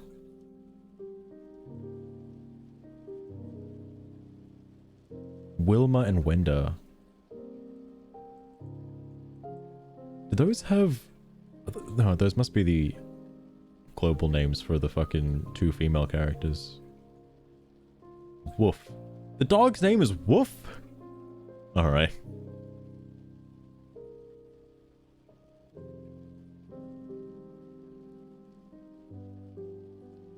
The Wally Watchers. I never noticed the Wally Watchers. I like Oddlaw as well. That's like his Waluigi. I'm surprised Nintendo hasn't come out with their own version of this. Like, you know, where's Waluigi? In like a sea of Nintendo characters. And you gotta try and find Waluigi. That'd be the perfect, perfect book for it. Get into the Wally lore. There's a lot of Wally lore. I'm surprised about it. It goes deep, mate. It goes deep. Like, you know, Wizard Whitebeard? Once you found Wizard Whitebeard, he tagged along with Wally on his travels ever since.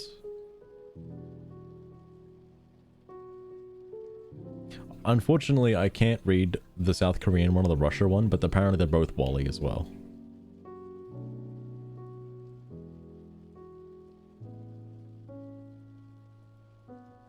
Apparently they won a lot of awards too. I didn't know this.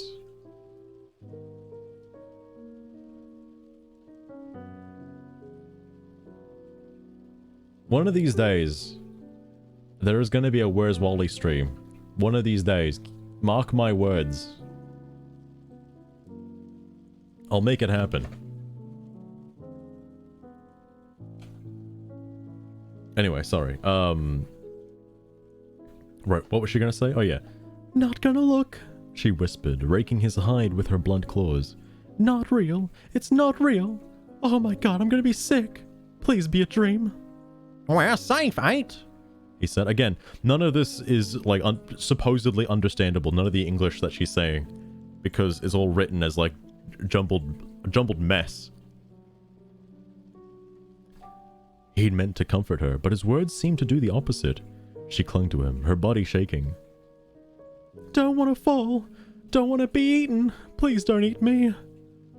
He hurled her more firmly as his den came within reach, but it wasn't enough to prevent her screech as she latched onto the den's exterior and turned upside down to move toward the entrance. On its lower portion, the den bounced and swayed with his movement, but the supports were strong. It would not fall. Her hair fell into his face, striking him with her fragrance all over again. A rumble sounded deep in his chest. 8's scent was all alluring, and it was strange. It would be a welcome presence in his den. Thankfully, she didn't thrash or struggle, though she did keep speaking her meaningless language in a fast, panicked voice. She was still speaking as he pulled himself through the low opening on the side of the round den and entered comforting familiar darkness. As soon as his legs braced on the floor, he reached up and removed the hide covering the crystal he'd mounted amidst the woven branches, filling the space with a soft blue glow. The relief of being home was overwhelming, almost as strong as the relief he was about to experience when he finally let his body relax. Spooked by a giant spider as well. Oh yeah, like imagine getting on a spaceship, going to bed, and then the next thing you see when you wake up is a fucking giant, like, man spider. Some kind of Spider-Man swinging around New York City. Anyway, he moved the silk strand binding him and 8 together, binding him and 8 together and gently placed her on the floor. He scrambled back from him until she was pressed against the curve of the far wall, her legs drawn close to her body. Her eyes were wide. She looked far paler than when he had first seen her, and the hair around her face was damp and sticking to her skin. Oh my god, please don't eat me! The fear scent wafted from her. Apparently shelter and security was not enough to ease her terror.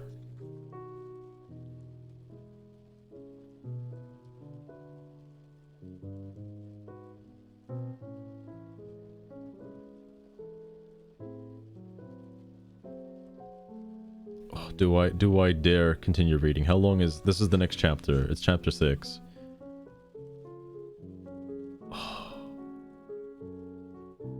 I think I might end it there though. Yo, fuck, wait, no, where's chapter 7 then? Hang on.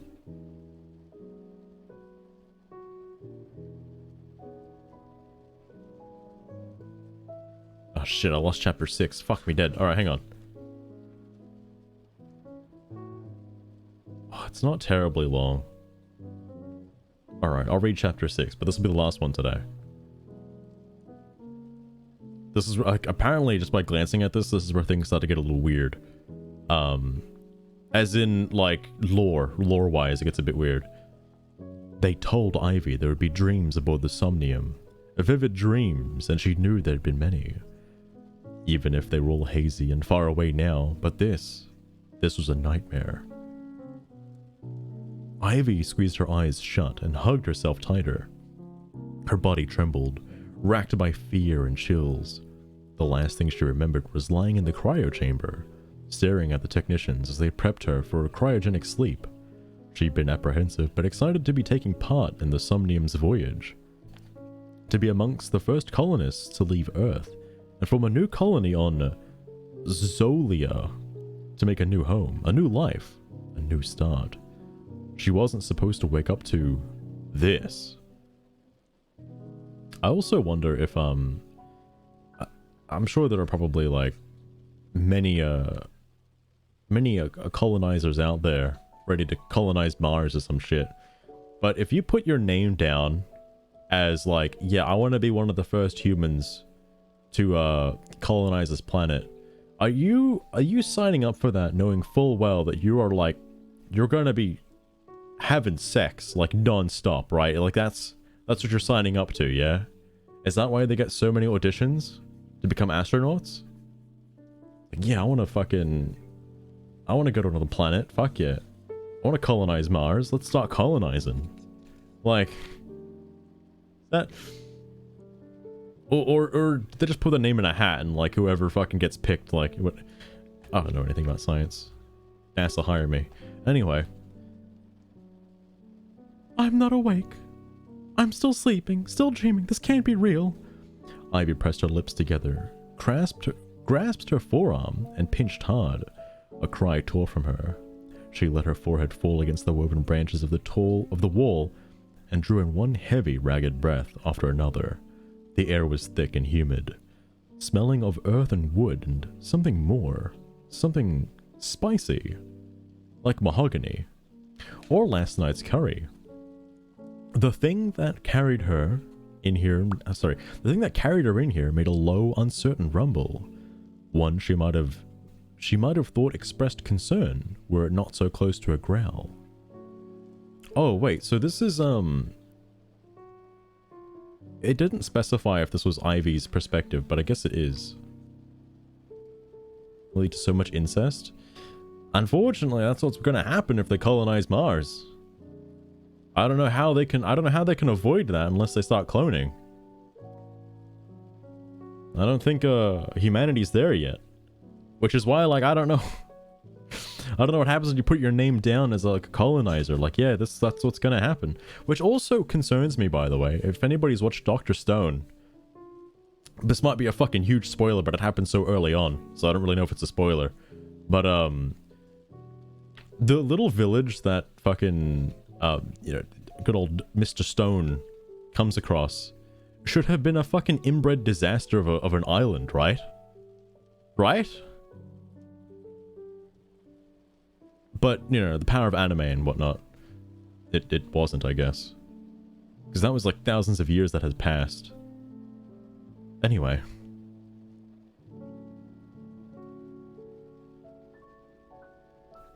This can't be happening. It's a nightmare. Ivy brought her hands up to her hair and clenched strands close to her scalp, producing another flare of pain. Tears stung her eyes, and she released a soft whine, but she only grasped harder. Not real, not real, not real! The nest swayed. Ivy felt the monster moving closer, but she didn't want to look anymore. She didn't want to see it.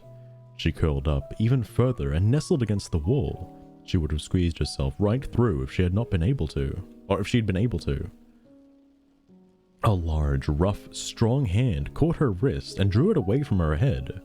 She flinched, opened her eyes, as she turned her face towards the creature and yanked her arm out of its grasp. The creature retreated, making the nest sway more harshly, and stopped with his body bathed in the soft blue light cast by the crystal on the wall. Ivy's eyes widened. 8 glowing violet eyes stared back at her. Monster? Spider? Fuck! Homer, what are you doing here in the nest? Get out of here. No Homers allowed. Monster, spider, nightmare, Homer! Those words and 1,000 others tumbled through her foggy brain as Ivy raked her gaze over the creature. Sorry, I keep getting those two words confused. It was huge, even hunkered down as it is now. 6.5, maybe 7 feet tall. Its body was a blend of large angles and lean muscles. The torso was humanoid, with a broad chest leading down to a narrow waist. But its backside, it was like the rear end of a spider. The monster had 2 sets of arms, you know, like forearms from Ben 10. One over the other, and 6 long legs. Multi-joined spider legs. He's like a Spider-Man. Plenty enough, plenty enough to reach her from everywhere within the nest. Its hands each had 3 fingers and a thumb, all of which were tipped with black claws. There were more limbs, smaller ones tucked against his lower abdomen, between its 2 front legs. A thick neck led to the creature's head and its face. The parts were arranged like a human's might have been, except it wasn't anything but human. It was anything but human. Its face has a hard, almost mask-like look, with 2 pointed crests sweeping up and back from its forehead, and 2 more layered beneath. Positioned behind its temples. Oh my god. I need to finish reading the sentence before I stop talking. Its mouth was a slash cutting across its face, broken only by a pair of fang-like protrusions on either side. But those were nothing compared to the powerful mandibles jutting from between where the cheekbones and temples would have been on a human. Strands of long black hair with white streaks flowed from behind the head crest and hung over the creature's shoulders. Right, it's like a little hard to see on the cover, but he does have like hair similar to a human. It's just, it starts further back on his head. Anyway, despite all that, there was an immediate beauty to this creature. Its skin was black, but there were markings on it.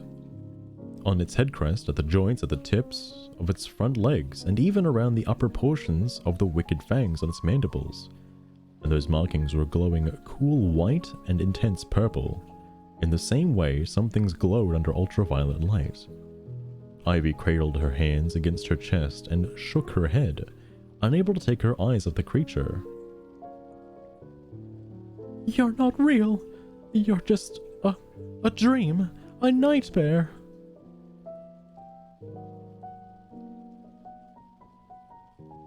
Okay, so now his language is completely incomprehensible to me. I can't understand a single word he's fucking saying. Ka vendak anya kesanai ikari shal. At least with the when she was speaking from his perspective, I could kind of read it. I can't read what he's saying. The creature said its voice was low, layered, raspy, and run through with subtle clicks and gentle buzzes. He's bussy. Sorry, buzzes, not bussy. Though its jaw opened as it made the sounds, its lips didn't move.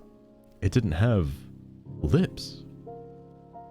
But it did have sharp teeth inside its mouth, and a long tongue that was the same color as its purple markings. Ivy shuddered. Then she remembered. This wasn't the first time it had spoken to her. She vaguely recalled it speaking when she'd first woken to find itself in his clutches. It had covered her mouth as though it wanted her to be quiet. What was the word it had repeated? Shivix. She released a shaky breath. Maybe it didn't plan to eat her. It hadn't hurt her yet. Keyword there is yet, Ivy. Ah, I'm now her inner voice. Okay. I guess I'll do that. This creature appeared more curious than anything. "What are you?" she asked quietly. Its head dipped slightly, and though Ivy couldn't tell for sure, she saw its eyes were on her mouth. The mandibles on the sides of his face twitched, rising just a bit before relaxing again. The spikes at the end of those appendages were at least as long as her palm, and each ended in a deadly point. "Are you going to hurt me?" Why was she even bothering to speak to it? It wasn't as though this creature could understand her, because talking is calming me down. Why was that out of context? Okay. Talking is calming me down too. Talking was also helping clear the fog away from her mind. Yet more than either of those reasons, it seemed to be keeping this monster at bay, at least for now. The creature didn't The creature clearly didn't understand her, and she couldn't understand it, but it seemed fascinated by her words. The creature's spidery legs bent lowering. The creature's spidery legs bent, lowering its body closer to the floor. There we go. Can I get my gold star now? I'm in grade 2. Please, teacher, please. I'm good at English, I swears. I'm SMRT. That was good, wasn't it? It didn't seem... Yeah, was it, book? Was it? Thank you for complimenting me. The book is my teacher now. It didn't seem tensed to pounce or anything. As long as it remained calm, Ivy would have time to think. She was supposed to have been awakened by a medical... Oh, yeah, okay, that was right. She was supposed to have been awakened by a medical tech after landing on Zolia, which had been described as a space paradise. Ivy and the other colonists had been told... well, that's what they've been told. What had they been told? They'd been asleep for the entire journey, dreaming in stasis. If there was an emergency, there were protocols in place to ensure everyone's safety. But where were the others? Where were the techs and crew? Where was the ship? What had happened? That's true, Moby, that's true. He misspelled smart. Exactly. That's how you spell smart, right? SMRT? Real smart. A pain lanced through her gut. She winced, closed her eyes, and dropped a hand to her stomach, pressing down as though it would relieve her discomfort. Avokalad Kasani Zekan, the creature said. Something in its tone sounded questioning.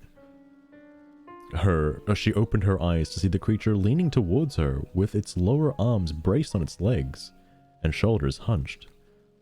Those violet eyes still gleaming in the eerie blue light. Thankfully, some of the tightness had eased in Ivy's chest. Breathing slow and deep, she raised a palm out. Stay! The creature tilted its head to the side, mandibles shaking briefly. Stay! Her eyes widened.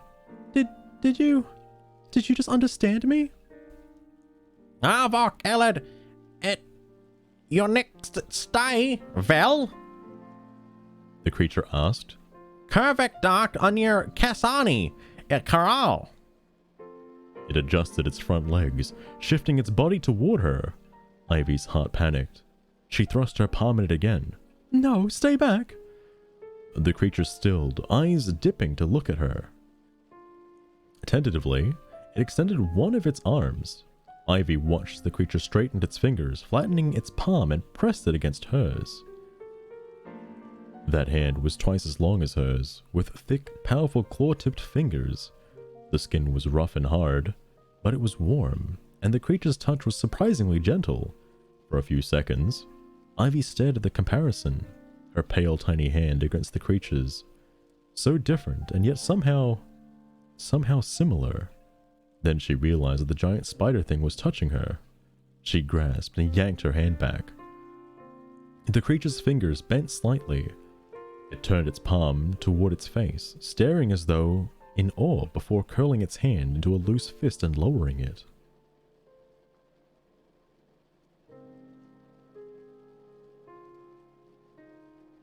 Sci-fi is how it's supposed to be. Sci-fi does make sense, more so than the S-Wi-Fi. Good old S-Wi-Fi. God, man. I can't... When it was the other way around, I could read what she was saying. I can't fucking read what he's saying, and it's driving me nuts. But here we go again. Kes Elad, Anvi, Anjesh, North Ven Kes Elgath Vel. The creature's voice was softer now, but the narrator didn't realize that at first. Still wholly alien, but tingled with wonder and curiosity. Ivy shook her head with a frown. I don't understand you. There was intelligence in its eyes. She couldn't deny that no matter how frightening the creature's appearance was, it was speaking a language. One she couldn't understand, but a language all the same. Surely if it meant to hurt her, it would have done so already. She struggled to recall the months of training she'd received before boarding the Somnium, but it was lost in that cryosleep haze. Not that there was likely to have been anything about establishing first contact with alien species in those seminars and workshops. Zolia was supposed to be uninhabited. No life. That was part of why it had been chosen, hasn't it? Wasn't it? Is it? A baseline understanding. That was what she needed with this creature. Some starting point from which they could develop communication. If they could both speak, why could they both... They could both find ways to better imply their meanings.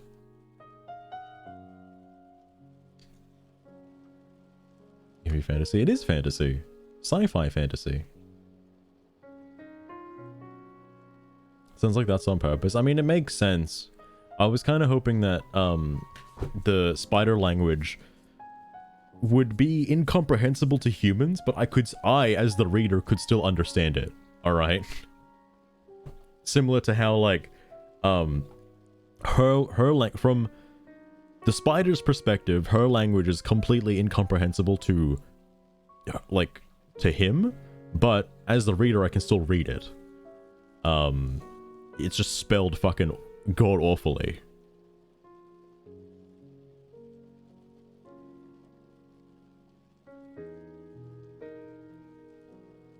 Just fantasy. Well, if it was just fantasy, let's say that she walked through a teleporter. A fantasy portal. She's been isekai'd to a spider realm.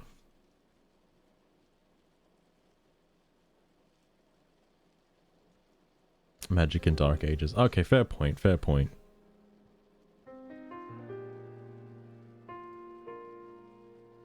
I feel like once technology starts getting involved, fantasy goes out the window. That's why I think you can't have guns in a fantasy game. Because it I guess, ruins the fantasy. It then becomes sci-fi at that point.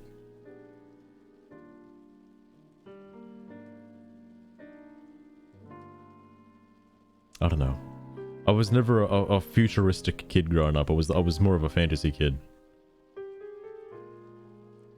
Anyway, she touched both her hands to her chest. My name is Ivy. The creature reached toward her again, moving very slowly. A tremor swept through Ivy. She tensed and pressed back against the wall as firmly as she could, keeping its fingers bent so claws were distracted away from her. The creature tapped her shoulder with its knuckle. Val? Vel. It had said that before. Relaxing only slightly, she kept her eyes locked with the creature and shook her head. No! Swallowing thickly, she touched her fingers to her chest again. Ivy! Oh, Vel is 8 in the spider language. Vel means 8. God, am I gonna have to learn a whole nother language for this book? Jesus Christ. Depends on how you define them. Fair point, fair point. Muskets and flintlock pistols. You can't bring a portal gun to the Middle Ages, otherwise that becomes too much. King Arthur can't have a lightsaber. God, I can imagine the amount of rule bending that there has been between science fiction and fantasy. Oh wait, no. Oh, I guess the simple solution is magic. Like, what if he does have a lightsaber, but it's powered by a magical crystal given to him from the nether reaches of hell? Then maybe I guess it's okay. Or if you've got like a portal gun that's powered by magic. It's powered by magic. Yes. Magic.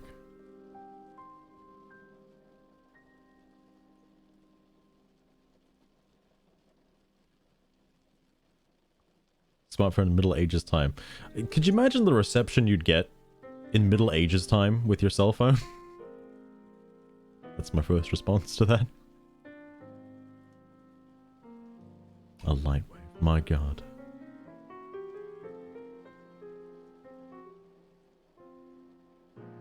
Ah, so lightsabers are fantasy. Ah, I knew the Disney movies, those LucasArts fucking Star Wars movies were all fantasy movies. Hang on. Are they technically fantasy movies? Because they're not like... I guess it's science fiction, but I mean, it's all like, none of that's real.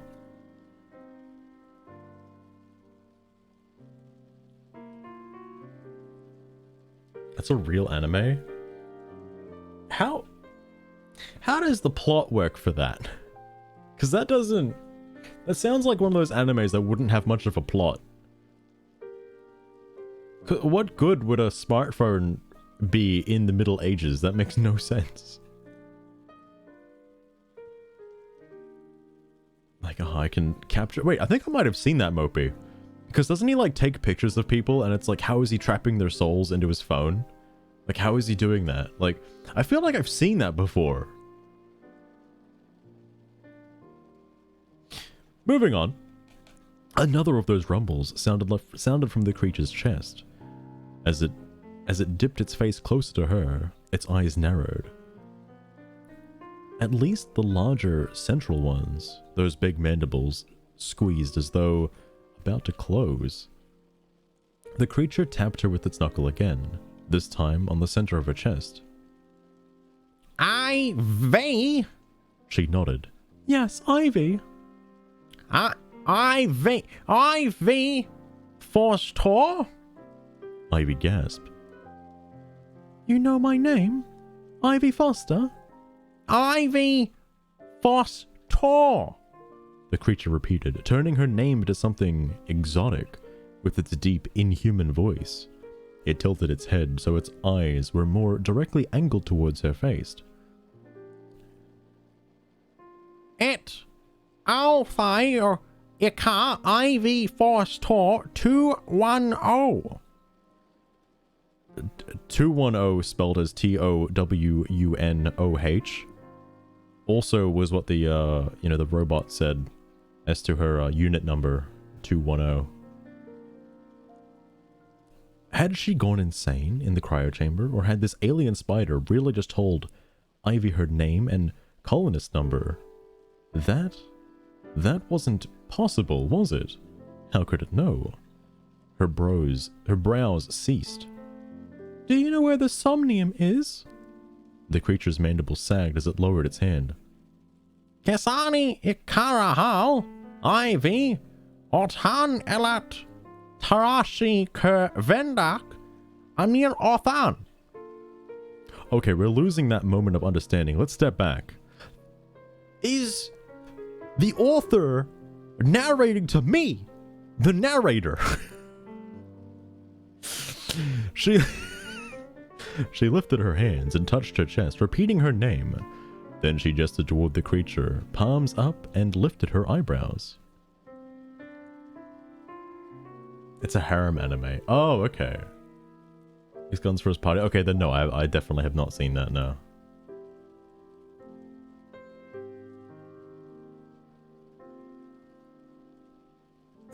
That was me. Good one.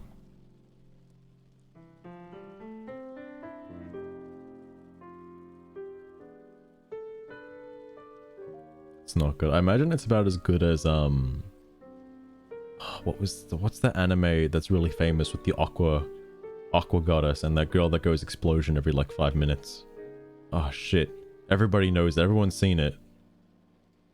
God, what the fuck was it called? It's got a very memorable name because everybody knows what it is. It's killing me. Konosuba, that's it. That's it. Jesus Christ. It's like that anime, yeah, Moby? It's like that one. That one's got a very extensive plot line to it. Anyway, the creature glanced at her hands and raised two of its own, mimicking her palms up gesture before touching his own chest, which looked more like armored plating from this close. Ketan Tes Ishunai Iyar Okari. Ivy blinked. That was a lot. Ketan Tes Ishuna The creature extended an arm again, and with the same gentleness as before, took a hold of Ivy's wrist. Whether due to fear or curiosity, she didn't resist as the creature shifted closer to her and guided her trembling hand to his chest. Catan! It said, bowing its head. Catan? Ivy repeated. Her gaze was fixed on her hand and the alien flesh around it. Catan's skin had a thick, leathery feel, but it was surprisingly supple. There was definitely hard muscle and bone beneath, but on the surface, it was warm and even had a little bit of give. Her thumb twitched, brushed across that skin.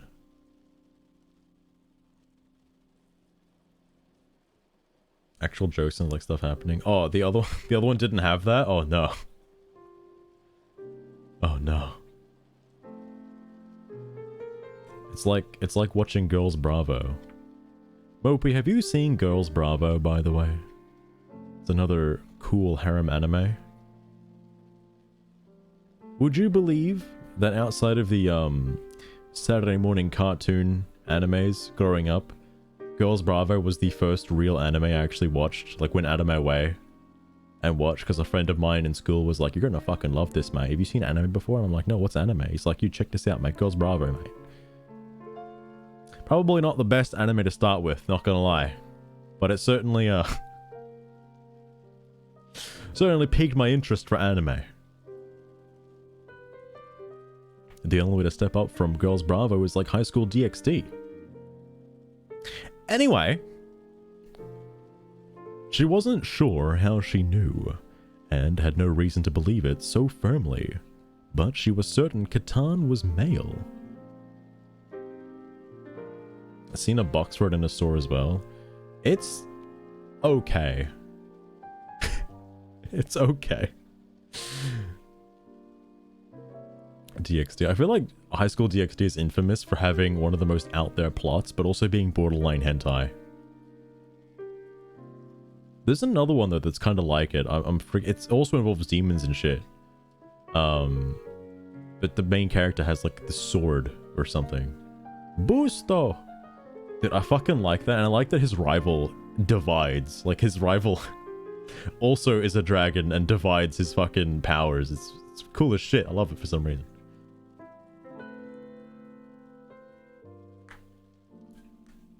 Sort of an out there plot for anime. I don't think that's out there. Totally out there. Actually, I haven't seen if Girls Bravo... Sorry, I haven't seen if High School DxD has a new season beyond Season 3, because I don't think I've seen that. What sword anime? I don't know the name of it. I just know that it's quite similar to High School DxD. But the guy, like, makes a slave pact with some ladies, 2 demons or whatever. I think it's like a demon and a succubus. And, he's got, like... He's got, like, a fucking... sword. I don't know it. I don't know the name of it. I just know that I watched it. Similar how? It's just, oh no, it's he's got like a little sister that's a demon or something like that. He's got like a, I think the title is my stepsister's a demon or some shit like that. Oh fuck, it's something like that. I gotta look it up now. I gotta look it up. It definitely involved a quote unquote stepsister.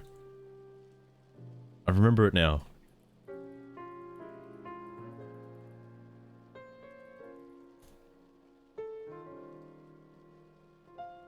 Data line. No. Oh, here it is. The Testament of Sister New Devil.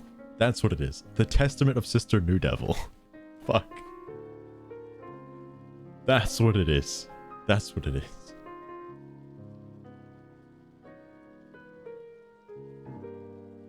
Jesus. Okay.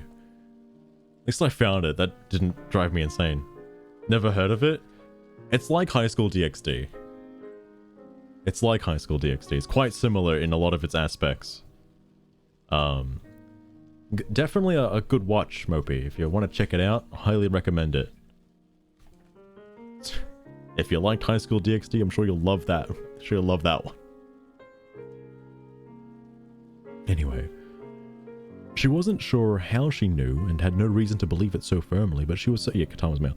Another voice reverberated in Catan's chest. One Ivy felt more than heard. Part content, purr, part tiger's growl, but so much lower and quieter than ever. Tipping her head back, Ivy slowly lifted her gaze until her eyes once more met his. He cocked his head, spilling more of his hair over his shoulder, to brush across his forearm. That touch tickled, sending a tingling thrill up her arm, and she flinched, withdrawing her hand from his grasp. Catan displayed all four of his palms to her, and eased back, keeping himself low to the floor. Kaladak, Zakesh, Kes, Ivy. When he'd reached for the far wall, he twisted his torso to draw a piece of cloth across the nest's round entry hole. Ivy wasn't sure if she was grateful to have that barrier, however thin, between herself and the alien forest outside, or if it was a terrifying confirmation that she really was trapped in here with this thing. No, with him.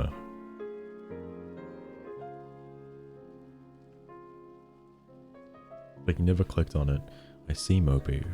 It might be time to change that. Might be time to watch this anime. I don't think it has any... Since I watched it, I don't think there's been any new seasons, so I think it's only like, what, 2 seasons? And like, that's it, it's over. It's very short. But I think if you want more, you have to read the manga. Love animes like that. They're fantastic. He kept his eye on her as he moved the bag that had been slung over his shoulders, and the weapon along with it. The spear was nearly as long as she was tall, with a coil of white rope attached to it, and a large barbed shard that looked like sharpened obsidian for its head. Catan stood the spear against the wall and placed his bag on the floor. Ivy leaned against the wall and wrapped her arms around her legs, hugging them to her chest. She glanced around for the first time since Catan had carried her here. The place was like a hanging bird's nest on a huge scale, shaped like an oval, but she doubted an animal could have built something so intricate. The branches and vines compromising the walls were woven in repeating patterns, like a huge wicker basket, with more of that white rope stuff threaded through it. Tentatively, she ran her fingers over one of the ropes on the walls beside her. It was surprisingly soft to the touch. Nothing like what she'd imagined, but it had little give. There were pieces of cloth with a silken sheen hanging here and there, and the floor was padded with soft furs. Higher up were numerous baskets woven directly into the wall that held clay pots and jars, pieces of fur and hide, and more tools and weapons, some of which were made of the same materials as Catan's spear.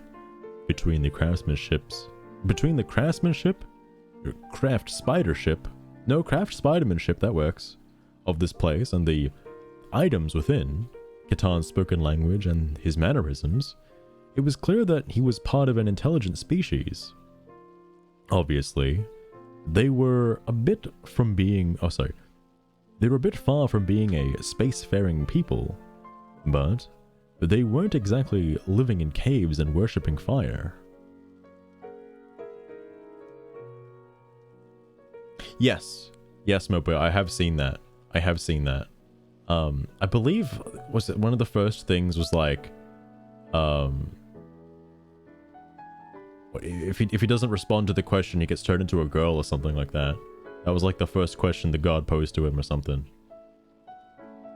I do remember that one because the reason why I remember that one is because whenever his fucking phone vibrated, he shook his hips violently.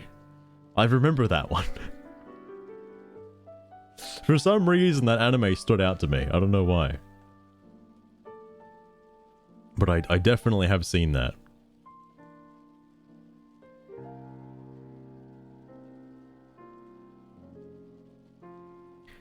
She hunched forward and rested her forehead on her knees. There was a dull throbbing in her head, concentrated behind her eyes, And even though she had done little more than to try to wrestle free of Katan's hold earlier, she was exhausted. Had the cryosleep not been enough? How long had she been in stasis? You don't remember it in detail? Sounds like you gotta watch it again, Mopey. Sounds like you gotta watch it again. But, I'm actually wondering, the question of being like, how long has she been in stasis?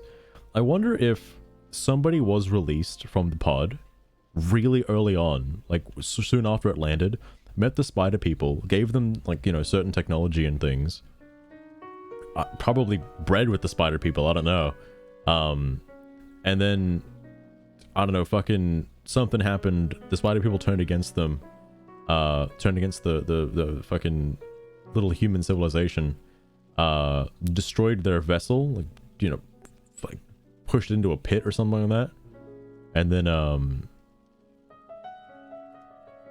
don't know, that was like, again, etched from history. That was not, that's what they got rid of, was that part. I feel like there was contact earlier than this, but that was removed from the spider history, I guess is my guess. Anyway.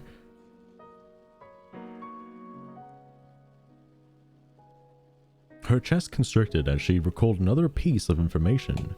She and the other colonists had been told many times that the journey to Zolia would take 60 years. By the time they arrived, many of the people they'd known on Earth were likely to have died. Ivy pushed those thoughts away. That gecko yelled into my microphone. She'd known the consequences when she decided to sign up for this journey. Did she also know that she'd be fucked to death on this journey for colonizing a planet? But she couldn't help but wonder, had her parents missed her? Her eyelids drooped, and her head lolled. But she forced her eyes open, fighting the weight dragging her down. This wasn't time for sleep. There was a spider monster 10 feet away from her, and she wouldn't be able to defend herself if she was unconscious. She tried to ignore the sounds coming from Catan, the soft thrills and rough low mutterings, but she couldn't. She was torn between wanting to pretend he wasn't there, and that he wasn't real, and wanting to remain vigilant. But eventually her body relaxed and her eyelids grew too heavy.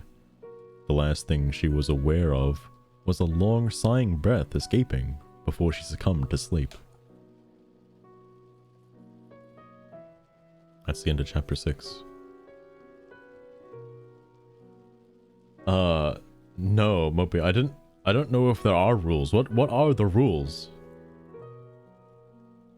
I've never heard of rules between interspecies relationships before. In sci-fi specifically. I don't know if there's like a... You know how there's like a rule list for robots? I don't know if there's a rule list for fucking aliens.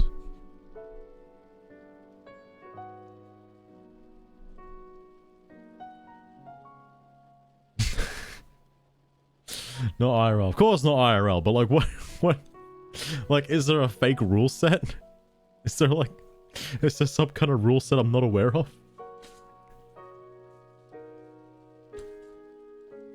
Hang on, I gotta put this book down. That was apparently chapters 3 through to 7, or through to 6, I guess, in a sense. That was fucking like 4 chapters in one day. That'll never happen again. Only 20-something more chapters to go. Nearly done. Basically halfway.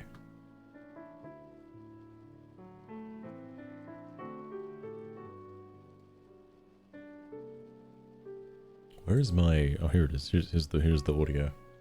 Thankfully, this playlist is 8 hours long, so I'll never ever run out of music for this fucking book. Never. But I digress.